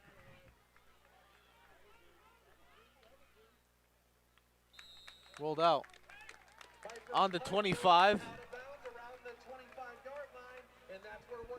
Woodland Hills will start with their offensive line on the 25th of their own end zone. 8 minutes, 34 seconds on the clock. Hawks are 26, Wolverines are 7. And while we have this moment, let's take a quick moment to recognize our sponsor of this game, Pasta 2. BPTV thanks Pasta 2 for sponsoring this Bethel Park playoff game versus Woodland Hills. 5260 Library Road in Bethel Park. 412-831-3400. Pasta2restaurant.com. Pasta 2, family Italian restaurant. We are back. It is now the Wolverines' ball. Number 26, Amir Brown. Stopped by Clancy Ori, no gain. 2nd down. Stopped by Bethel Park's 43, Clancy Ori. 2nd down, 10. Loss of 2 on the play. Loss of 2, actually. And 12. Loss of 2 there. That was Amir Brown. He got pushed by Clancy Ori. Down and 13. Loss of 3. They're losing more and more yards. Ball is handed to Nesby. Gain of 3. Around the 30th. Woodland Hills starting to play hurry up because they are indeed running out of time to mount a comeback. 7 minutes, 35 seconds on the clock.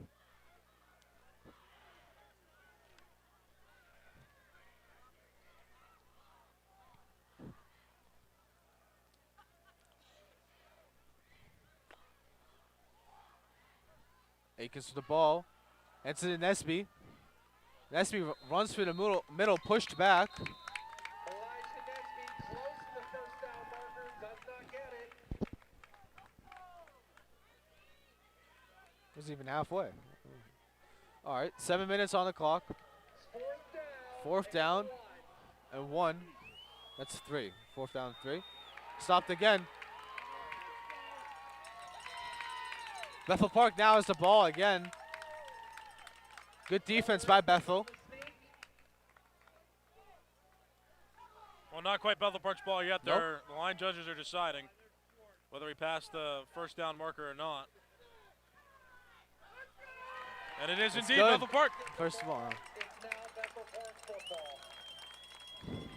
You saw the future, Rodan. I'm proud of you. Thank you. 6 minutes, 50 seconds on the clock. Now the Hawks have the ball. Their offensive line is going to start on the 34 of the Wolverines end zone. Again, white ticket, 15202-586, $390. I'll tell you what, though, that shows how desperate Woodland Hills is for offense to run pretty much a QB sneak on fourth down like that in your own territory. Yeah. Yeah, not great. Pfeiffer handed the ball to Petrus. Oh. Petrus got a gain of 4. He was hitting near that sideline down there. Javon Moore didn't play that first snap, but there he is now. You see him toward the middle of the field if he can, coming back into the game. Gain of 4, second down, 6. 6 minutes, 44 seconds on the clock.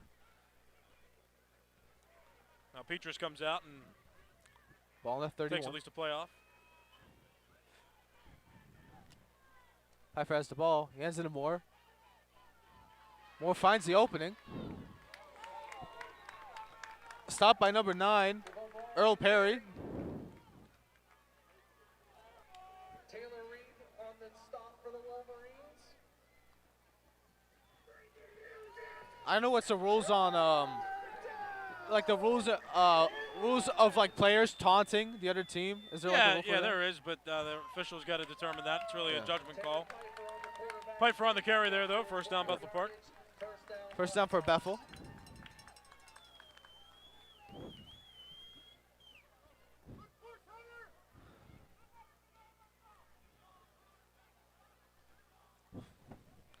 Six minutes exactly on the clock. Pfeiffer has the ball. Tanner Pfeiffer sacked on the play by the Wolverines. Taylor Reed. Taylor Reed sacked Pfeiffer. Pfeiffer had his hands to his left. Moore was on his right. Loss of 1 on the play. Bad communication, possibly. 11.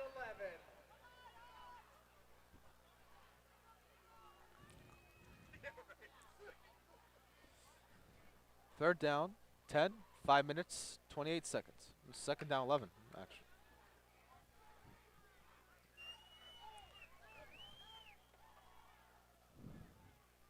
Pfeiffer has the ball, hands it to Moore.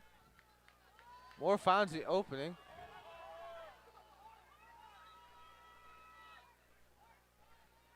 One more on the carry. Ball stopped on the 21.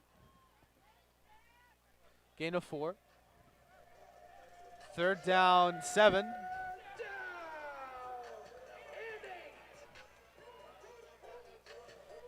4 minutes, 50 seconds on the clock.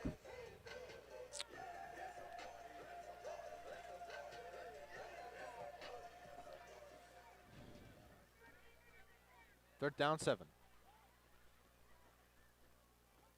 Motion by a tight end, Clancy Orr.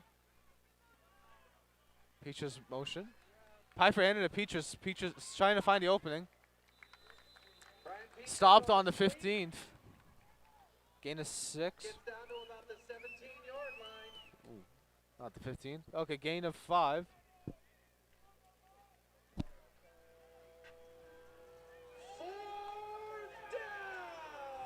Now Bethel Park could kick a field goal here. Bethel Park's also converted a couple fourth down plays.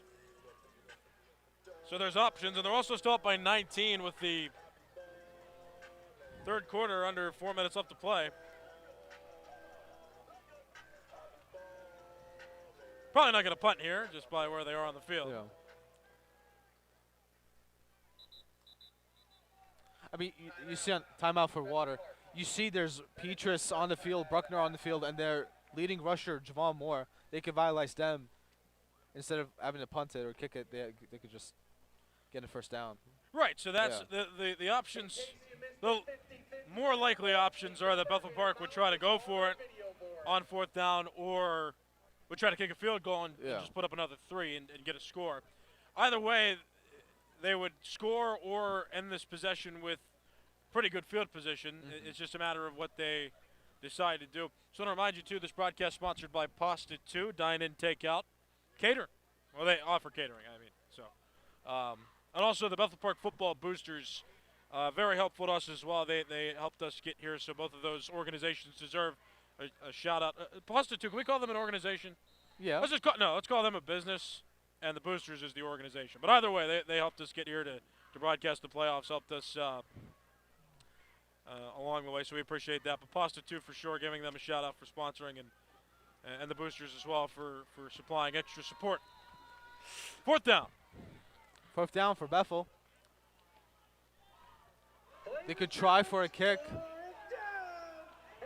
or try for a first down. Ball on the 17. Pfeiffer hands it to Petrus. It's good for a first down. Is it? Oh, it's not. Close. We just got to wait for them to decide. Looks like the line judges are going to talk now. Yeah, I think that's one less. Yes. Yeah. Turnover. Yeah, that was Bethel Park's first turnover of the game. Yeah. So they're still winning the turnover margin. Yeah, just a bit short. That was a sneaky play, though. It almost worked. Petrus inside when Bethel Park was showing like it was going to run a play to the outside. So not a bad effort, just didn't work that time. And Bethel Park going to defend with a 19-point lead. 3 minutes, 37 seconds on the clock. It's now the Wolverines' ball. Scoop runs for it. He's running. Scoop Smith is running. It is good for a touchdown. Scoop Smith of the Wolverines got a touchdown. Wolverines are now, from the 17th to all the way to the side, that's 3. That's a 83-yard touchdown. 83-yard touchdown by Scoop Smith. Wolverines are now 13. Hawks are 26. Wolverines are going to try for the kick.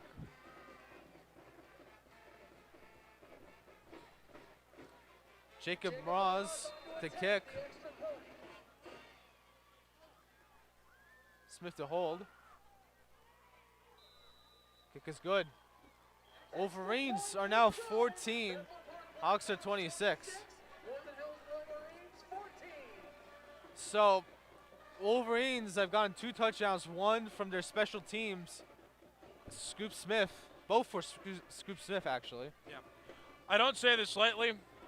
Scoop Smith may be the fastest player on the field. Yeah. That guy can run. And I mean, you saw it 2 times. The kick return was pretty spectacular as well. The fact that he reversed field, was running to the far side, then cut it back to the near side and got good blocking to score. That play, he just outran everybody on Bethel Park's defense and got the touchdowns. Like you said, he scored both touchdowns for Woodland Hills to this point. Bethel Park's still in the lead, but Woodland Hills just that much closer, still with enough time on the clock to mount a comeback. So can't take this lead for granted. Bethel Park can't. Mraz to kick. Scoop Smith is a junior, 5'7", 150 pounds. You know, when you have a light person who has the ball, they can run much faster than somebody like, let's say, Clancy Ori, who's like 6'4". You know, if you're like a heavier... I don't know how much height has to do with it, but... Not height, but like weights as well. You know, Clancy's a bigger guy. Mraz to kick off. Flag.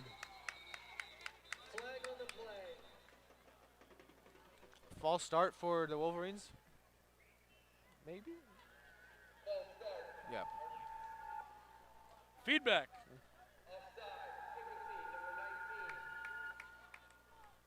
We don't get that a lot. So that's what happens when the microphone is too close to speakers and the official in the end zone is close to those scoreboard speakers. So you get that extra noise Mraz and will try. interference. Yeah. Mraz will try again. Peaches for Bethel Park need to receive.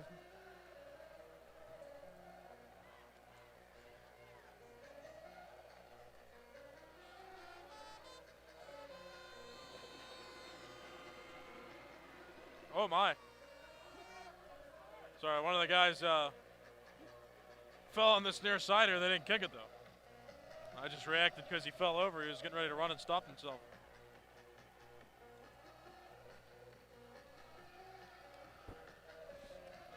Ross kicks it. Far and wide.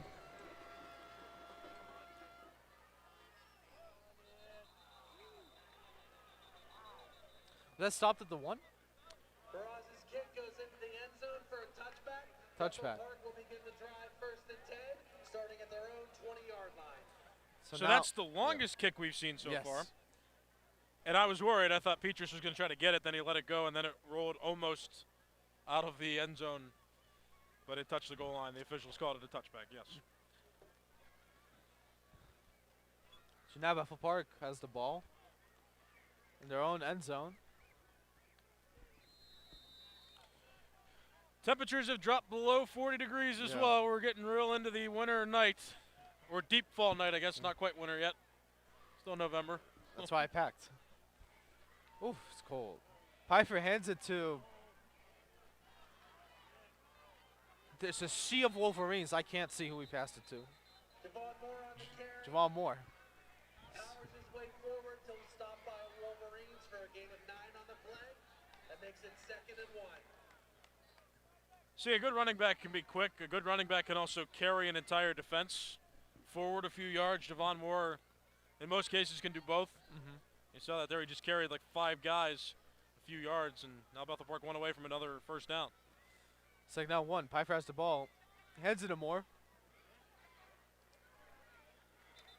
Moore tackled by number 55, Jane Estes. Before he gets the requirement for a Bethel Park first down. Good for a first down. 2 minutes, 30 seconds on the clock. Hawks are 26. Wolverines are 14.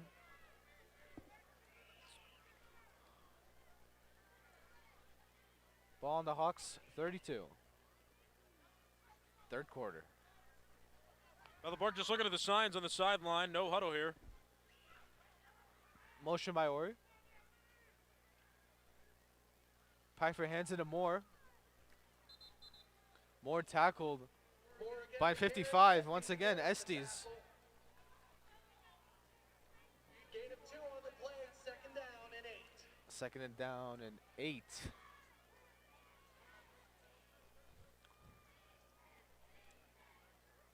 Ball on the 39. 35. No, 34. Yeah, I'm looking. Wow. Long night. Minute. 30 seconds. Pfeiffer hands it to Moore again.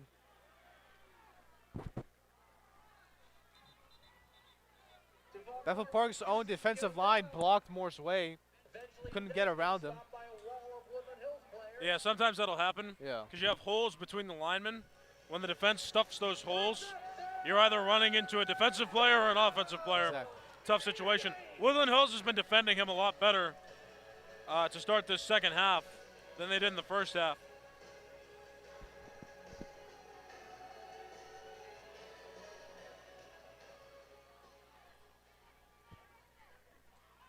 Less than a minute left, 50 seconds. Pfeiffer has the ball. Fake pass to Moore. Pfeiffer trying to find the opening. Incomplete pass Intended for Jonathan Smith is incomplete. for Jovian Smith. On the play by the Wolverines, June Jones, Linnea Butler. Coverage That's one of the first targets he's gotten today. Yeah. He hasn't been targeted too many times. It's the third. Yeah, it's the third quarter. I think the Wolverines are just trying to pressure whoever they can. Well, they have Stop 'em. to. I Yeah. mean, this is playoff football. If you lose, you're done. So, no lead seems safe. And 26 not enough for Bethel Park right now. Woodland Hills hanging around. All the Wolverines need is 2 touchdowns to tie up the game. Piper kicks it. Out of bounds on the 33. The Wolverines will now have the ball and now will have to play on their own 33.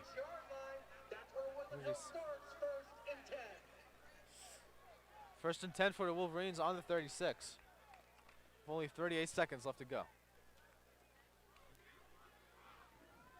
This broadcast sponsored by Pasta 2, Dine In, Take Out. And there's catering at Pasta 2.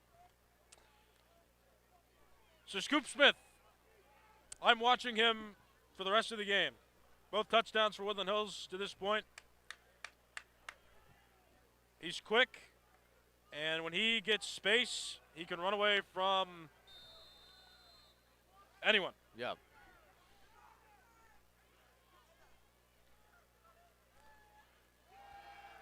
Nesby has the ball. Stopped on the 36. Robin Smith with the stop for Bethel Park. Yeah, that's something Bethel Park's going to have to do to defend. They have to keep the ball carriers inside. If they start bouncing outside, those receivers have been good at blocking, and that's when those runners have been able to get space. Keep them inside. There's more players that can make a tackle on the inside. If you let them get to the outside, they may gain space that you don't want them to. Nesby with the ball again. Gain of 1. And that's the end of the third quarter. To recap the third quarter, it was Scoop Smith with the 83-yard touchdown with a complete kick.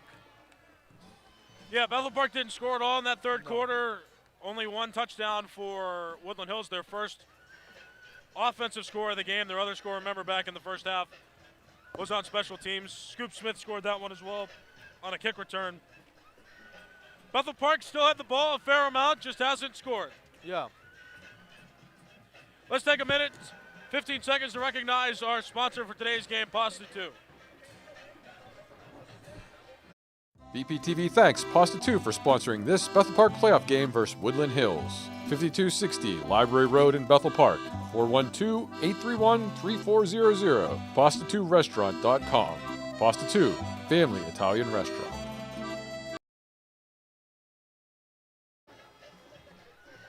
My name is Nicholas Callis. Want to recognize our crew here today. Rodan Hassan doing the announcing with me.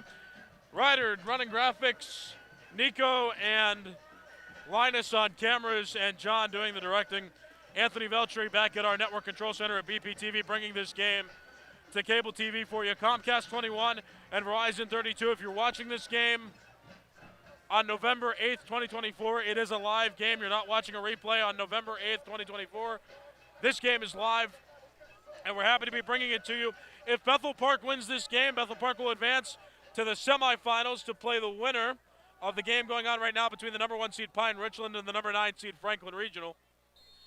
3 teams from Bethel Park's conference are in the Class 5A WPIAL playoffs. And Bethel Park up 26-14. Scoop Smith has the football. Scoop Smith is going to be tackled by Cueva, short of the line to gain. Short gain on the play, 4th down and 5. I'll correct myself, 4th down and about 3. 2-yard gain on the play. And Woodland Hills, 20 seconds into the 4th quarter, have a decision to make on whether they want to choose field position or aggressive play. They tried to fake 1 punt, and the fake did not work out. But Woodland Hills is down 2 possessions. If they score 2 touchdowns and convert both extra points, or even at least 1 extra point, they'll take the lead. A pass is caught past the 50-yard line, and a flag on the play. Pass completed to Taylor Reed from the punter, Jacob Miraz, but a flag on the play as the tackle was being made. Clanciori with that tackle. And that's Joe Tortorella, the official who threw the flag. I went to high school with him. He's a 2018 graduate of Keystone Oaks, relaying the call to the other line judge and Kevin, the head official, in the white hat. We'll see what the infraction was. An eligible man downfield. Punting team. 5-yard penalty. Replay 4th down. So an ineligible player downfield pushes Woodland Hills back, negates the successful fake, so Bethel Park gets a second chance to defend this play. Woodland Hills, with a minute 12 left and down 2 possessions, 11 minutes 12 seconds left in this fourth quarter. Woodland Hills really can't afford to give up too many more possessions. Ryan Peters deep to return. Peters back deep for Bethel Park. Miraz on to punt for Woodland Hills.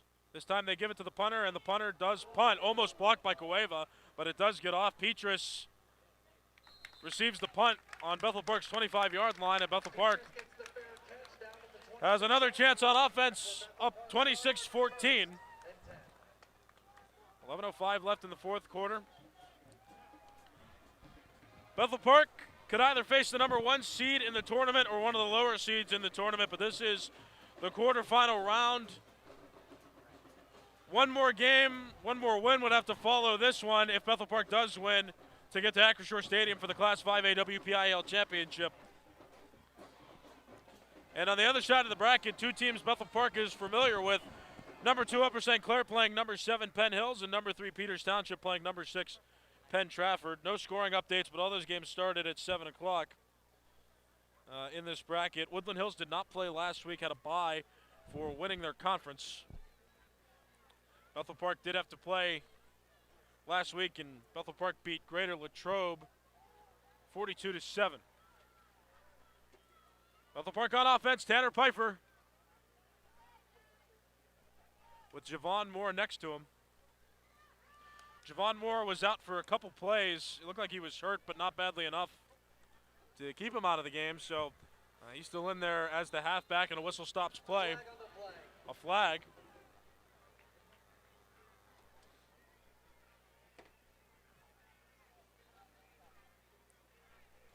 And here's the head official, Kevin. I think he's going to be a flag on Wolverines. Because I see the coaches yelling at the officiates. That's a good observation. That's always a tell. Unsportsmanlike conduct. The head coach of Woodland Hills. 15-yard penalty. Well, there you have it. Even the head coach gets unsportsmanlike conduct. So we don't know what it was arguing about necessarily. It could have still been for that illegal man downfield. Whether or not Petrus actually called for a fair catch, we can only speculate about that, but it caught the attention of the officials enough to give him a penalty. That's 15 yards for Bethel Park. And now Bethel Park set up on its own 41-yard line, 1st and 10. And a whistle stops play, another flag. This time a Woodland Hills player jumped off sides. Consecutive flags on the Wolverines. Right, so penalty certainly does not help a team trailing by 2 possessions.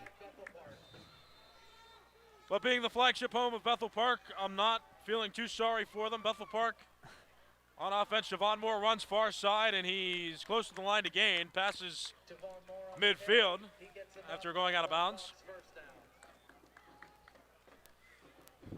BPTV, your flagship TV home for Bethel Park high school football. Comcast 21 and Verizon 32. Can't thank Pasta 2 enough and the Bethel Park Boosters for sponsoring this game and helping us out financially. Another flag on the play. First down for Bethel Park was achieved by Javon Moore. Ball spotted on Woodland Hills 49, and we'll see what this flag's about. Reminds me of the first game we did together. Remember when we counted the flags? Got up to 20 flags that one game. The first game we did together. I do remember that. That was against West Mifflin. This time, it wasn't just the head coach on the infraction. The head official cited the entire Woodland Hills sideline. That's another 15 yards for Bethel Park. I can't imagine what they'd be so upset about. Yeah. But, I mean, the officials are noticing and giving Bethel Park free yards. The head official still talking to the sideline of Woodland Hills. Bethel Park lines up. That head official is supposed to be in the backfield, and he's entertaining a conversation. Now he ends it, jogs back out to the backfield. Bethel Park set up with Tanner Piper about 3 yards deep in the backfield, and Bethel Park with a new set of downs on Woodland Hills' 34-yard line. Piper fakes the handoff, rolls back, throws downfield. Petrus, the intended receiver, and the pass is picked off. Tackle made by Petrus, but man, Earl Perry, the 5'7" junior, on the interception. And that's the second turnover of the half for Bethel Park. One was a turnover on downs. This one a turnover by interception. And Woodland Hills, despite losing about 20 yards in penalties, gets the ball back, although a flag's thrown in after the play. And now Official was pointing at the Wolverines. Yeah, 4 of the 6 officials are having a meeting with the head official in the middle there. Dead ball. Unsportsmanlike conduct. The Woodland Hills bench. Oh, After hitting for the ball, only first down Woodland Hills. Yeah, so, I mean, this is one of the most interesting sequences of penalties I've ever seen in a football game. I've never seen so many unsportsmanlike calls from a sideline in that quick of succession. So even though the turnover does stand, it was after the play. Woodland Hills was hit with an unsportsmanlike conduct penalty on the entire sideline. So half the distance of the goal isn't too bad for them. Ball spotted on Woodland Hills' own 3-yard line. 1st and 10 from there. Line to gains on Woodland Hills' 13-yard line. So even though that's kind of good for Bethel Park, they lost out on a lot of free yardage, turned the ball over, and still have a 2-possession lead. But Woodland Hills continuing to have life because Bethel Park hasn't scored since the beginning. Since that second quarter. Pass play. Akins throws downfield into traffic, and the pass off of a helmet and into the hands by Noah Sheddick of Noah Sheddick, and he's running it back inside the 10. Noah Sheddick out of bounds around the near side corner of the end zone. Oh, and that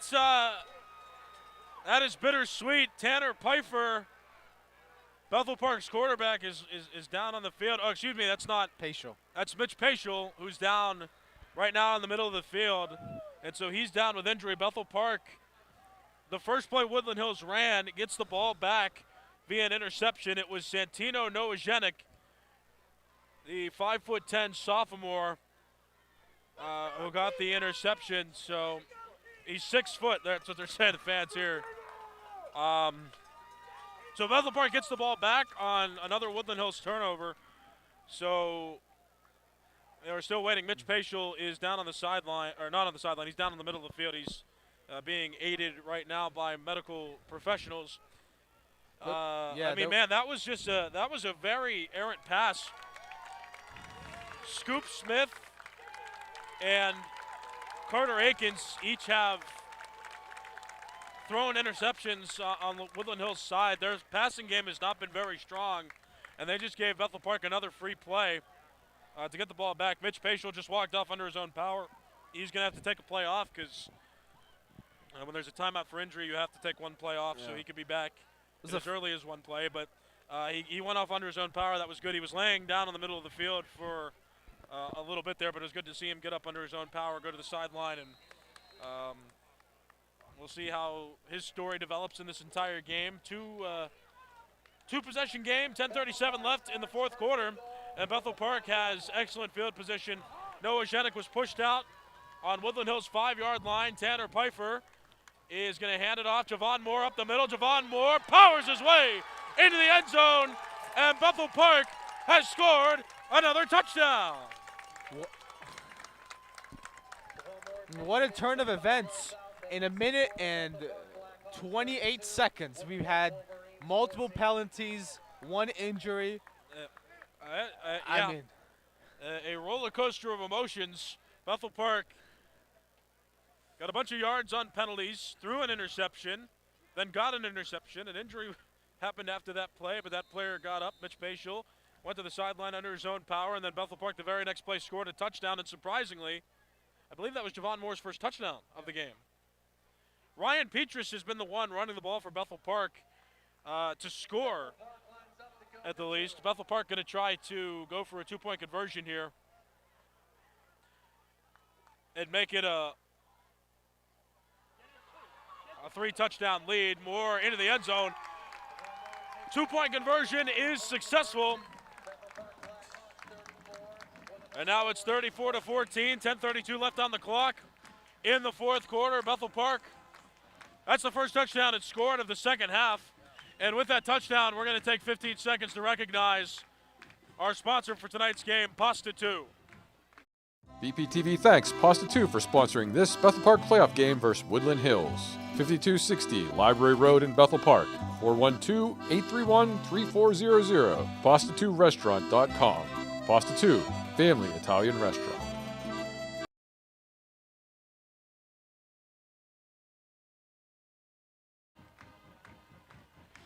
You're watching Bethel Park Public Access Television, Comcast 21 and Verizon 32. My name is Nicholas Callis. Rodon Hassan here. We just saw Bethel Park score a touchdown after each team traded turnovers.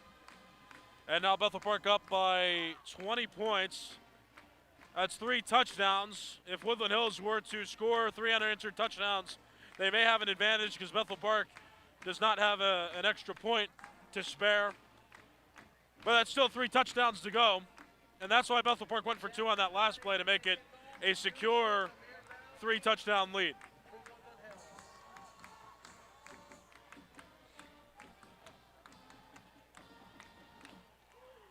Jackson Friday to kick. Not too many Woodland Hills players back. Scoop Smith is not the deepest one back, but he is their main returner. He's around Woodland Hills' 20-yard line. Friday with the kick, this one toward the far sideline, and that will go out of bounds, which will ensue a penalty.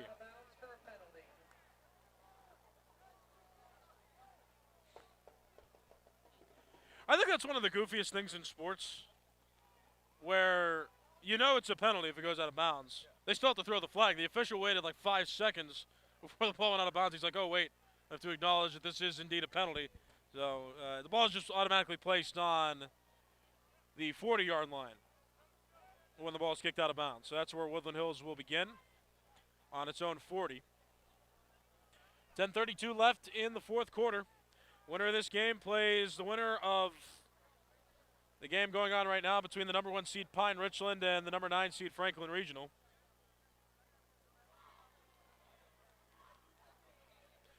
Woodland Hills hosting this game because it's the 4th seed in the bracket. Yeah, see, they have to announce it too.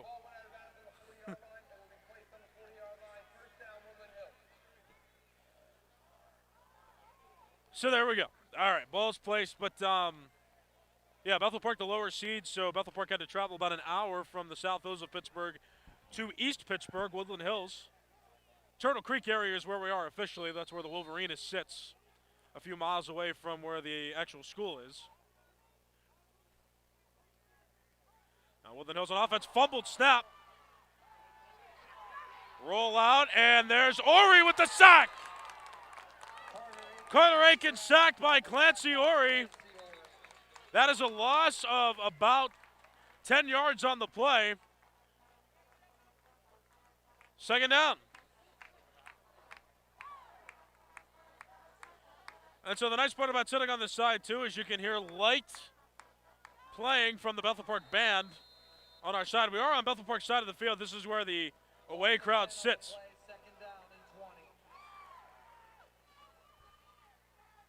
So we're among the Bethel Park faithful. Always good to be among friends when you're outside doing a broadcast for, you know, the flagship station of the football team. Pass play. And a fake. And another tackle by Clancy Ori. In on that tackle as well was Brian McGuire. But Carter Akins not getting too far. Got sacked that last play. Short gain after an attempted scramble run. That makes it 3rd down and a bunch to go. Ball spotted on Woodland Hills' own 32-yard line, and the line to gain is at midfield. Out here, the attendees and the fans, but not so nice when it's 48 degrees outside. Oh, I thought it was colder than that. That's good to see. It's at least close to 50. Noah Shenik under it, and he tips it, and it's in and out of his hands. Noah Shenik was defending. Amir Brown was the intended receiver for Woodland Hills, and Woodland Hills not much choice left. The incomplete pass stops the clock with 9:12 left in the 4th quarter. Bethel Park up by 20 points. Woodland Hills really can't afford to punt it here, though, because they're running out of time. And this is a winner-go-home game. I mean, this is it. You're in the playoffs. Football's one and done. Most high school sports actually are one and done, come to think of it. But, yeah, if Woodland Hills doesn't win, Woodland Hills goes home. So you got to expect that they are going to go for it. Hands to the face. Defense, number 11. 15-yard penalty from the previous spot. 3rd down. Yeah, so that, an interesting call. It was a late flag, but illegal hands to the face called on Bethel Park. And that's a 15-yard penalty. Penalty moves the ball up to the Wolverines' 48-yard line where it's 3rd down. So good news for Bethel Park, it's not an automatic 1st down. So the Wolverines still have a couple yards to go. Ball spotted on Woodland Hills' 48-yard line. Akins, the quarterback in the backfield. He's about 3 yards deep. Closer to 4 yards. I'll correct myself there.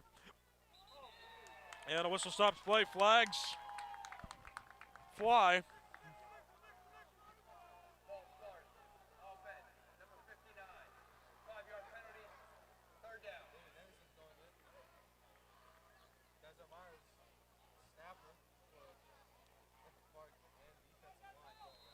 Penalty backs it up to the 43. It's now 3rd and 7.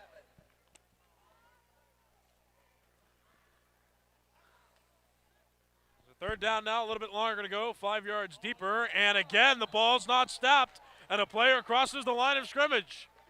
Another flag on the play. Ball start. Offense. Everyone to the center. 3rd down. Rodan, you're in a rare presence. It's very rare when everybody but the center moves. That means the center messed up. Didn't snap the ball. Everybody thought it was going to be on a certain cadence. The whole play moved, but the center snapping the ball. So another 5 yards back goes Woodland Hills. 3rd down and now 12 for the line to gain. The ball spotted on Woodland Hills 38, and the line to gain's at the 50. Pass play, Akins drops back, throws near side, well short of Scoop Smith, the intended receiver. Akins' pass intended for Scoop. And that'll set up a 4th down play now. Brings up 4th down and 12. Arguably, we have seen more action in the past 3 minutes than Yeah. we've probably seen this entire game. Yeah, the start of this 4th quarter has been wild. And the ending of the 3rd quarter was pretty wild, too. Bethel Park did score its first touchdown of the 2nd half. Bethel Park is the last team to score. Scoop Smith has had both touchdowns for Woodland Hills in this game. But it was a dagger thrown in the hearts of Woodland Hills for Bethel Park to score that touchdown. It did. And now a whistle stops play. Not that Woodland Hills can't come back, but it's a longer hill to climb for them to come back. Woodland Hills just called a timeout. Let's take 15 seconds to recognize our sponsor of today's game, Pasta 2. BPTV thanks Pasta 2 for sponsoring this Bethel Park playoff game versus Woodland Hills. 5260 Library Road in Bethel Park. 412-831-3400. Pasta2restaurant.com. Pasta 2, family Italian restaurant.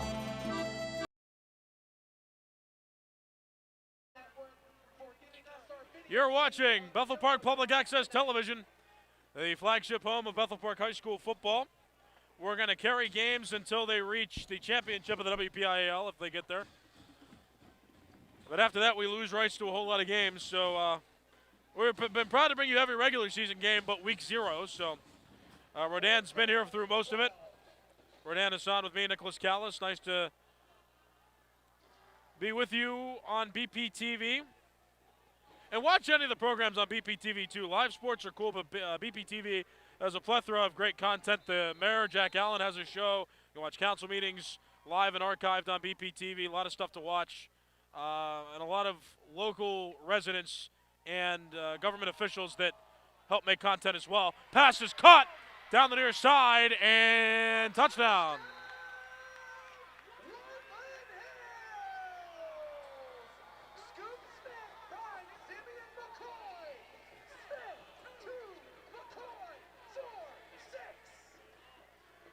Simeon Smith, the touchdown reception. Scoop Smith threw the pass, and I got to stop speaking too soon. I thought Bethel Park may have had a nice grip, a nice edge scoring that touchdown, but Woodland Hills is not out of this game by any stretch. It is now a 2-possession game. And Woodland Hills, we'll see what Woodland Hills has up its sleeve to try to get back on offense. Miraz, the kicker. It's a fumbled snap. Scoop Smith going to run it to the corner, and Scoop Smith crosses the plane of the goal line for the touchdown. Not the touchdown, 2-point conversion. So Scoop Smith has been involved on every scoring play and that 2-point conversion. I mean, you called it. It's the last 9 minutes of the game. They're going to try all the They have to. I mean, you lose and you're done. There's a lot of weight that rides on these games. A different factor that doesn't go into so many pro sports is that for some of these players, this is the last game that they're ever going to play of high school football. And it may be the last, competitive game of football they ever play. And so there's so much riding on this, and there's a lot of weight. So you may see some crazy things get done when it gets down to it, when it gets to crunch time. And I don't know, that was a fumbled snap. Scoop Smith couldn't get the hold down, so he decided to run it. I don't know if that was planned, but the snap was fumbled. In that case, Scoop Smith felt it better to try to run it than to fix the snap and get the hold down. So it works out in Woodland Hills' favor. And it's a less than 2-possession game now. I mean, Woodland Hills, if it scores 2 touchdowns, can take the lead over Bethel Park, with Bethel Park missing some extra points earlier on in the game, and with Woodland Hills getting a 2-point conversion there. It's interesting.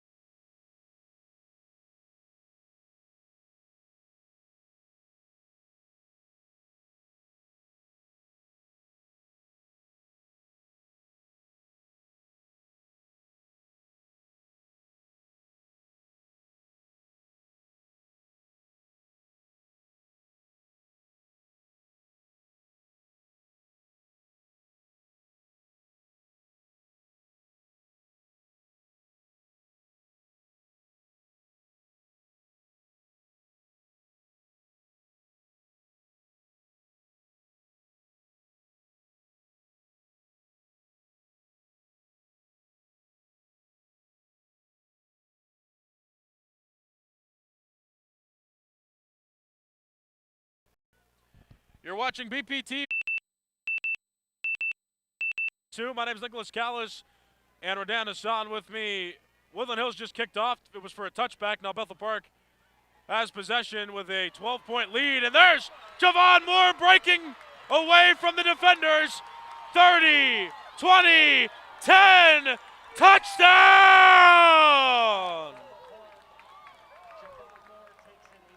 Javon Moore, second touchdown of the half for him. And Bethel Park, just like that, responds to Woodland Hills' touchdown with a touchdown of its own.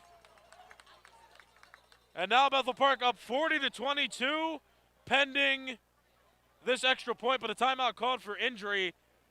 Lanier Butler was trying to run down Javon Moore, and he looked like he pulled something in his leg as he was running down Javon Moore. He almost got to him, but then pulled that muscle in his leg, and it looks like they're going to tend to him now. After the Javon Moore touchdown, 8:47 left in the fourth quarter. It's 40-22. I'd like to thank our crew out here as well, weathering the elements. I thought it was colder. I thought I saw 39 on the temperature gauge. Rodan just showed me a couple minutes ago, 48. So it's a lot warmer. It feels a lot colder out here, though, especially because I'm not wearing a jacket, but that was by choice. The whole crew here, though, is bundled up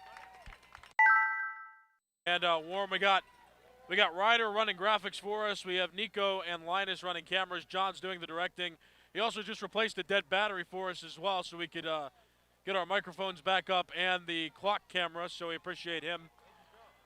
Usually the batteries last in these cameras, but you know it's been such a long fourth quarter. The game's been paced pretty well, and all of a sudden this fourth quarter has gone rather slowly. Only about 3 game minutes have been taken off the clock in this fourth quarter. I mean, if you can believe that. 12-minute quarters in high school sports, but we thank the whole crew. Anthony Veltri as well, back at BPTV in our control center, bringing the game from our location to your cable TV sets. We appreciate him as well, taking a Friday night to help us out. Can't thank enough Pasta 2 for sponsoring this broadcast. Can't thank the Bethel Park High School football boosters for helping us get to this position. There's a lot of people to thank, a lot of people that are a part of this broadcast. So no matter how big or small their roles are, we thank all of them nonetheless. And thank you, Rodan. It's great. I mean, they're volunteer students too. Like, you're volunteering your time. You don't get paid. That's tough. But is it worth it? Yeah. That's good. Very good. Here's Tanner Pfeiffer lining up. Bethel Park ready to go for 2. And Pfeiffer rolls, throws to Petrus, who's going to dive for the end zone.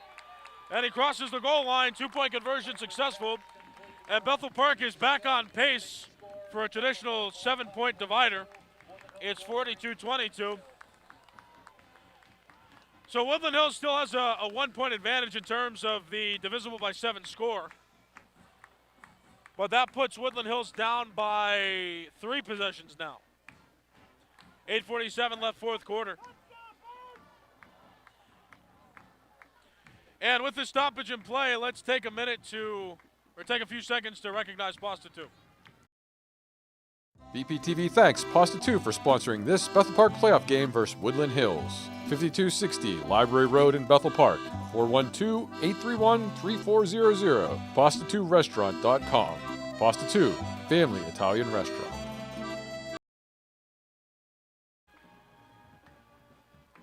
This is BPTV, our coverage of Blackhawk high school football. Bethel Park just scored on a Javon Moore long rush. Now it's 42-22. We'd like to thank Pasta 2 as well, our sponsor, Dine In, Takeout. And I hear they cater, so there you go. Family Italian restaurant, Pasta 2, sponsoring our broadcast. There's Jackson Friday teeing it up inside toward the middle. He's inside the hashes there toward the middle, just slightly angled. Brown and Scoop Smith back deep, ready to return. Not too many long kicks. This one is again going to go out of bounds. It's a second out of bounds kick by Jackson Friday, and I don't know if that's strategic at this point. Jackson Friday is pretty accurate. I haven't seen too often a kick out of bounds strategy, but I guess with Scoop Smith running the ball as well as he has, they probably don't want to give him any shot. They would rather give up extra yardage to start than to have Smith run the ball back for a touchdown.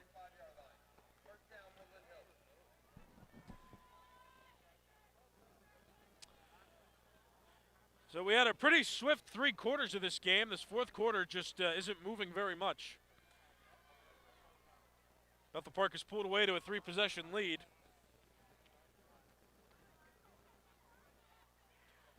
And just a reminder, if you're watching this game on November 8th, 2024, it is live on cable television, BPTV, Comcast 21, and Verizon 32. Woodland Hills trailing. Winner of this game plays the winner of the game between number 1 seeded Pine Richland and number 9 seeded Franklin Regional, yes. Hand off and a pitch. There's Scoop Smith. Scoop Smith is going to reverse field. He gets some good blocking. Bethel Park is there, though, to push him out of bounds. So initially it was a pitch to Elijah Nesby, and then Nesby pitched it to Scoop Smith, who tried to reverse it, but he lost yards on that run. That play did not net any positive yardage. So second down, well spotted on Woodland Hills' own 30-yard line, and the line to gain is at the Woodland Hills 45-yard line. Carter Akins, the third-string quarterback for Woodland Hills. Their top 2 quarterbacks not present in this game due to injury. Nesby in the backfield. Scoop Smith was in motion. Dropped back by Akins. Throws near side. Scoop Smith can't catch the ball. He tipped it just for a second. A diving effort was made by Braden Bruckner, but the tip threw off the trajectory of Bruckner, and so the ball just falls incomplete. And now it's third down. And a whistle stops play, injury timeout called.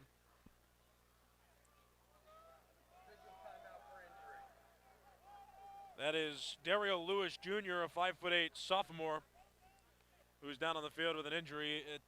8.5 minutes left to go, fourth quarter, 42-22 is the score. Bethel Park has scored a couple touchdowns in this half. They haven't scored too frequently since the first half, though. They got most of their scoring done in the first half. Woodland Hills has put up quite a fight in the second half to try to score. And they have scored. They just have not prevented Bethel Park from scoring enough, to put enough of a buffer on what is now a 3-possession lead by Bethel Park. Lewis Jr. has been taken off the field. He's walking mostly under his own power, just a bit of aid, but he's going to the sideline after that play. Bethel Park now set up on defense with a third down. Woodland Hills on its own 30 as well after that incomplete pass. Nesby in the backfield with Carter Akins. Scoop Smith again in motion. Pass play. Akins gets a read. Now is being pressured. And he's still in the backfield running away from defenders, and he's going to pick up a gain of yards here. Close to the line to gain, and he runs out of bounds very close to the line to gain on Woodland Hills' 45-yard line. Bethel Park had a couple players that looked like they could have tackled him, but they did not. And now we'll see where the spot of the ball is. Officially, it is on Woodland Hills' 43-yard line. So it's fourth down and short, fourth down and 2 to be exact. Ball spotted on Woodland Hills 43 and line to gain on the 45. One thing to commend is the Wolverines' defensive line. They really have a good grip on players such as Christian Davis and Clancy Ori.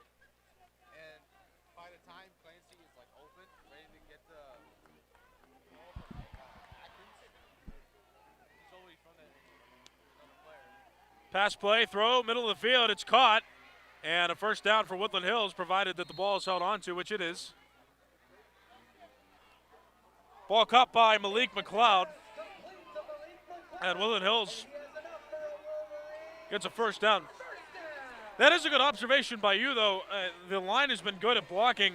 Their running game has been pretty strong for most of the game. It's just when they can't run it and they try to pass. Passing has been a struggle for Woodland Hills in this game. 2 interceptions thrown and a few turnovers by the team. Throw down far sideline, pass incomplete. Pass intended for Amir Brown. Brown, a 5'9" senior on this Woodland Hills team. He just finally passed the 4-minute mark of this quarter. It's just under 8 minutes. Bethel Park is those 8 game clock minutes away from a date with either Pine Richland or Franklin Regional in the WPIAL Class 5A semifinals. 3 teams from the same conference in Bethel Park's conference are in the playoffs right now and playing tonight. Clancy Ori first to get to the quarterback. Akins stayed on his feet for a little bit before being brought down. Jovian Smith was in on the tackle. Clancy Ori was in on the tackle, and so was Brian McGuire. Loss of 6 on the play. It's 3rd down and 16. Large loss on the play. Woodland Hills has the ball on Bethel Park's 48-yard line. The line to gain is on Bethel Park's 32. 7:23 left on the clock. Now 7:20 left on the clock. Fourth quarter, Bethel Park up by 20 points.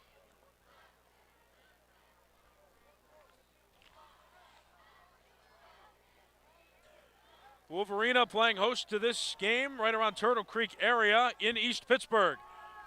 Akins pressured quickly, pass to Scoop Smith. And Scoop Smith has some space down by the far sideline, and he's going to get tackled by many, many Blackhawks. Well, the ball came out, but it sounded like it was after the whistle. So no turnover there, but Bethel Park not taking anything for granted, up 20 points in this fourth quarter. Clock running down from 6 minutes and 40 seconds left in the fourth quarter. You mentioned that this might be their final game of this season. That definitely applies to Bethel Park. A lot of their key players are seniors. But people like Scoop Smith, he's junior. He still has one more year in him. And he's definitely been the MVP of the Wolverines tonight. Possibly MVP of tonight's game. Yeah, even the two quarterbacks that are out right now because of injury that aren't playing, they're both juniors. So, I mean, there are a lot of key players that we've seen, at least from Woodland Hills, that could return next season and still build on the foundation that they've already had this season. Getting a bye in the first round for winning their conference. Man, Bethel Park all over the quarterback, Carter Akins.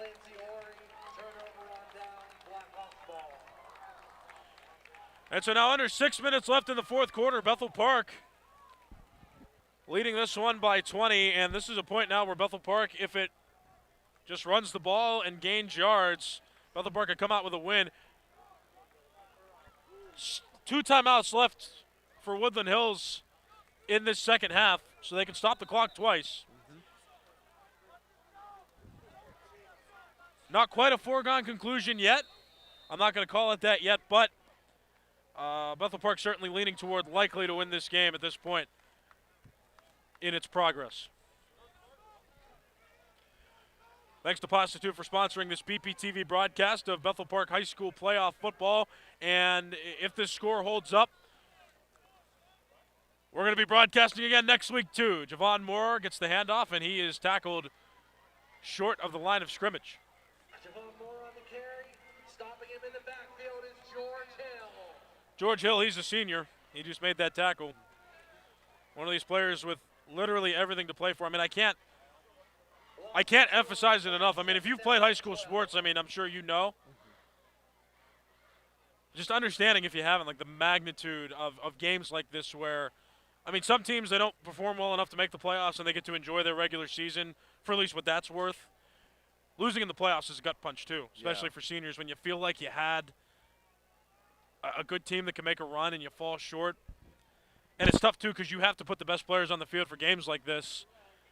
And so I think it's tough for seniors to handle this. And I think, just from my perspective, feel for Woodland Hills a little bit because that's the nature of high school sports.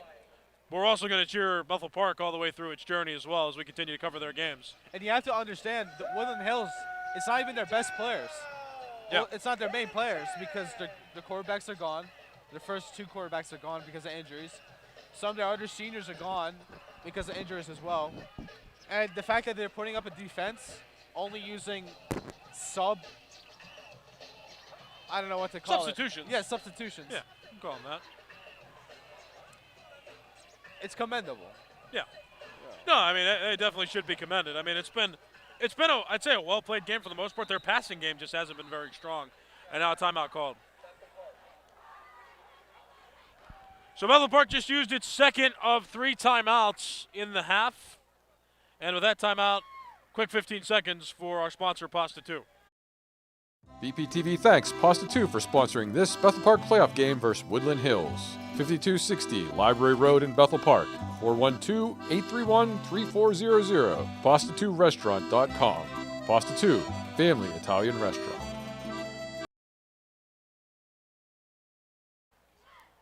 We're excited for Bethel. We're excited for Bethel. That's right. We're the flagship home. Where can you watch Blackhawk football this postseason?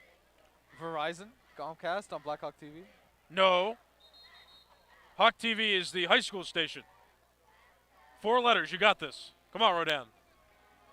Bethel Park TV. There you go. BPTV. Yes. Blackhawk TV has a bunch of archived games.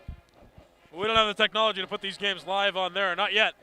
Maybe in the future we'll get that. But BPTV, go to Comcast 21, Verizon 32. BPTV is your home for Blackhawk High School football. 3rd and 10 from Bethel Park's 41. Bethel Park on offense. Here's Tanner Pfeiffer. Pass play. Pfeiffer throws downfield. Javon Moore wide open at the 40. Inside the 30, the 20, the 10. Touchdown, Bethel Park. That's Javon's 3rd touchdown of the game. All have been scored in the second half for Javon Moore. 48-22 pending the extra point. I mean, he was wide open. Nobody was covering him.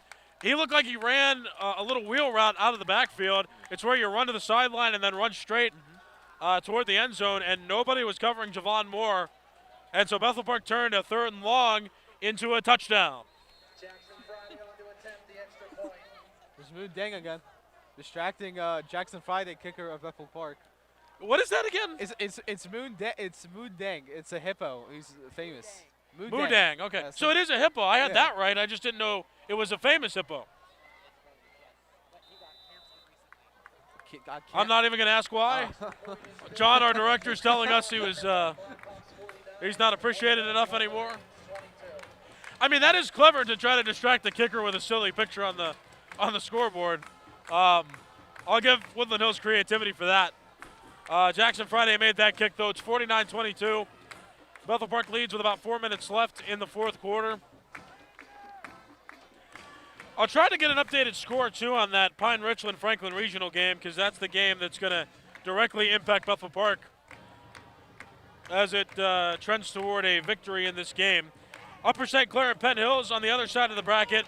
The winner of that game will play Peters Township, the winner of Peters Township and Penn Trafford. So 3 teams from Bethel Park's conference in it, including Bethel Park, in the Class 5A WPIAL championship bracket.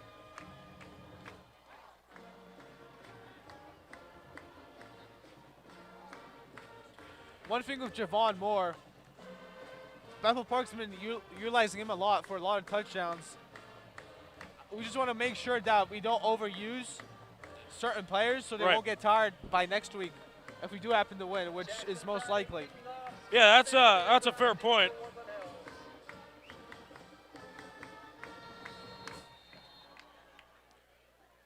They may be up by enough now with so little time on the clock that they can afford to start to rest some of their starters. Jackson Friday, another kick out of bounds, and that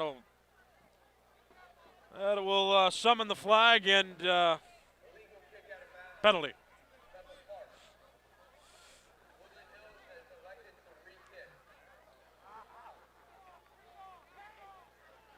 So that is a good point there. So.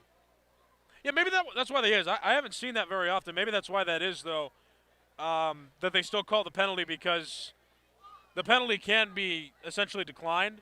You can have the opposing team say, no, let them re-kick it.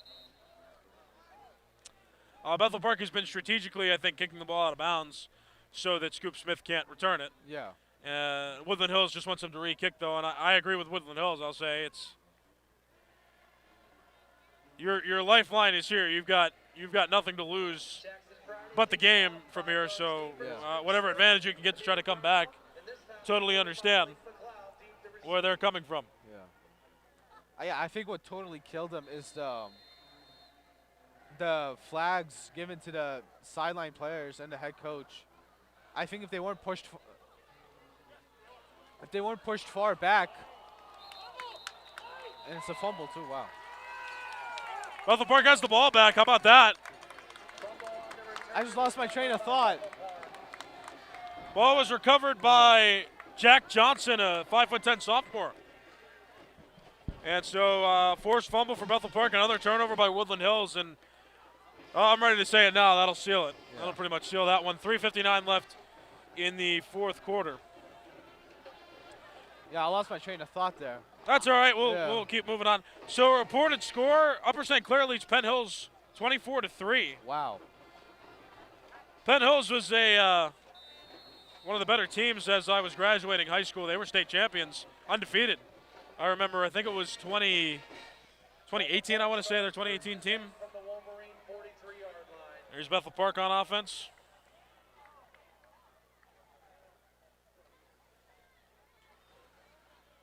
And run there, Bethel Park. Hands it to Javon Moore there from Tanner Pfeiffer, so moderate gain there, second down.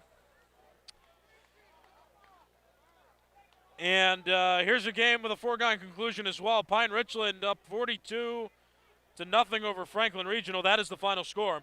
So Nothing? So Franklin Regional did not score a point against Pine Richland. So the number 1 seed moves on to the semifinals. And in all likelihood, Bethel Park will advance to play Pine Richland next week. And so Bethel Park will have a number 1 seed to play. And, I mean, in the playoff games especially, if you shut out a team, that is impressive. I don't care who you're playing. Pine Richland coming off of a bye, won 42-0 over Franklin Regional. Javon Moore again on the carry, and Moore hobbled a bit after that carry, but still carried it far enough for a Bethel Park first down, and now under 3 minutes left in the fourth quarter.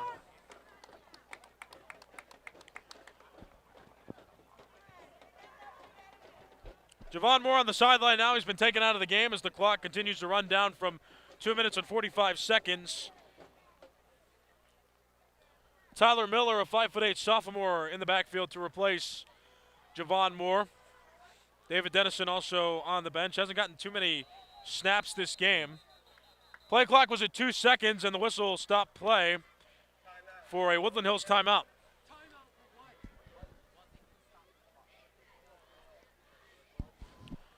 So Woodland Hills looking to exhaust all of its timeouts. Just under 2.5 minutes left in the fourth quarter. 22 for Woodland Hills, 49 for Bethel Park.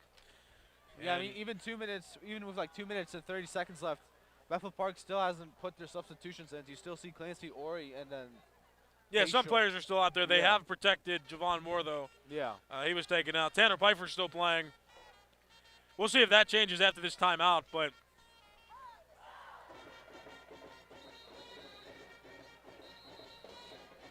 I mean, for the most part, too, I mean, during a regular season game, I may have some questions about calling a timeout this late. I mean, this is a time where the players can kind of soak up the final moments. You know, I mean, I almost hate playoff football just for the sake that, you know, I feel for the players that, you know, are going to be done with their high school careers who are seniors. Yeah. And so I understand where the timeout comes from. That's why I mentioned that. Yeah, I'm totally fine with it. I don't care. It's 48 degrees. It feels like it's 35. Let them, you know, let them soak up their time on the field that they have left here to enjoy playing high school football here. But as for Bethel Park, they've got a pretty tough opponent coming next week in Pine Richland. Pine Richland beat Franklin Regional 42-0 in that game. Tanner Pfeiffer under center. They're in victory formation. Knee taken. Second down.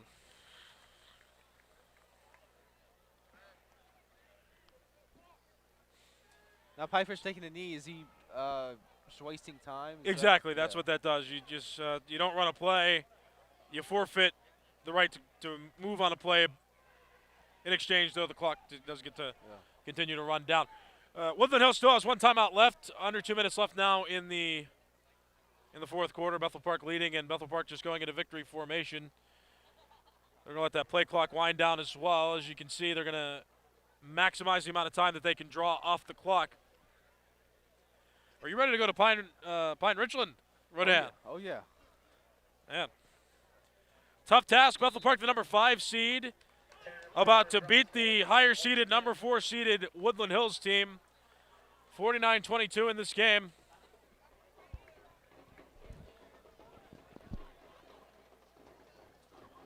This is BPTV. You're watching Blackhawk High School football. Live if it's on November 8th, 2024. And Bethel Park's story is not over yet. And they're just going to walk around and wait to take a knee. Let the clock run out some more. It is 3rd down.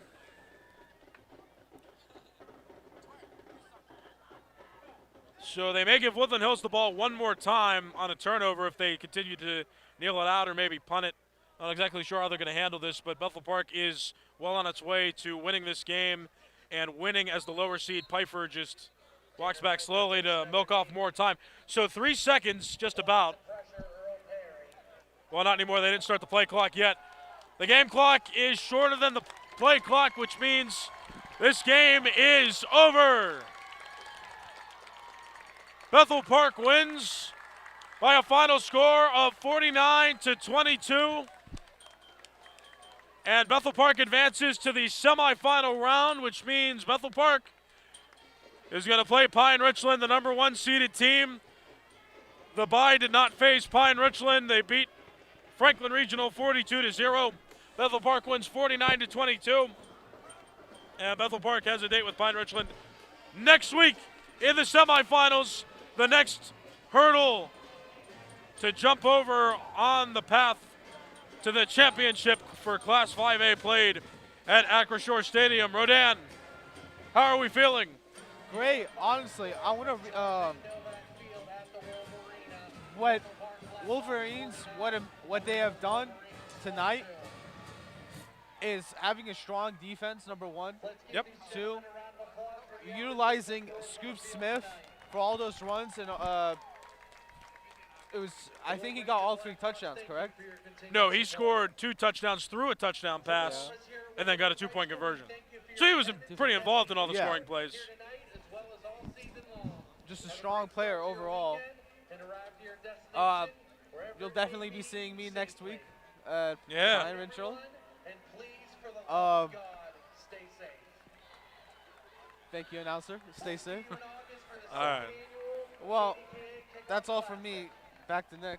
Back to Nick. Okay. Yeah. So, Bethel Park has done what it's done all season, a healthy mix of good runs, good passes, and they took advantage of a Woodland Hills team that was a little weaker due to injury. Woodland Hills has a strong running game. It had a strong running game. Just that passing game, I think, is what ultimately was led to the loss, is that they couldn't pass the ball as efficiently as Bethel Park could. And didn't have possession of the ball too much in that first half. Bethel Park monopolized the first half with its possessions, and that's pretty much the story to this game. Bethel Park had the football and made enough of its opportunities, but a lot of the mistakes Bethel Park made in this game against Woodland Hills will not hold up against Pine Richland. Yeah. Again, you beat a team in the playoffs by 42 points. That's still impressive. I don't care who it is. Teams that make the playoffs, are there, and Franklin Regional had to win a game in the first round to get there. So, I mean, to shut out a team by 42, Pine Richland's going to be tough. Pine Richland, that's why it's seeded number 1 in the bracket. So, number 1 seeded Bethel Park going to play number 5 seeded. Sorry, I got them mixed up. Number 1 seeded Pine Richland is going to play number 5 seeded Bethel Park in the semifinals. That's pretty much it from here, though. I want to thank Rodan Hassan. Want to thank Ryder for running graphics. Want to thank Nico and Linus for running camera. I want to thank John for doing the directing. Want to thank Pasta 2 for sponsoring our broadcast and keeping us doing Bethel Park High School football this postseason. I want to thank the Bethel Park High School football boosters as well for their support of us as well. My name is Nicholas Callis. For all of us at BPTV, Anthony Veltri back at our network control center as well, bringing the game to television. I want to thank him as well. For everyone at BPTV, thank you for watching. My name is Nicholas Callis. Final score, Bethel Park 49, Woodland Hills 22. This has been a presentation of Bethel Park Public Access Television.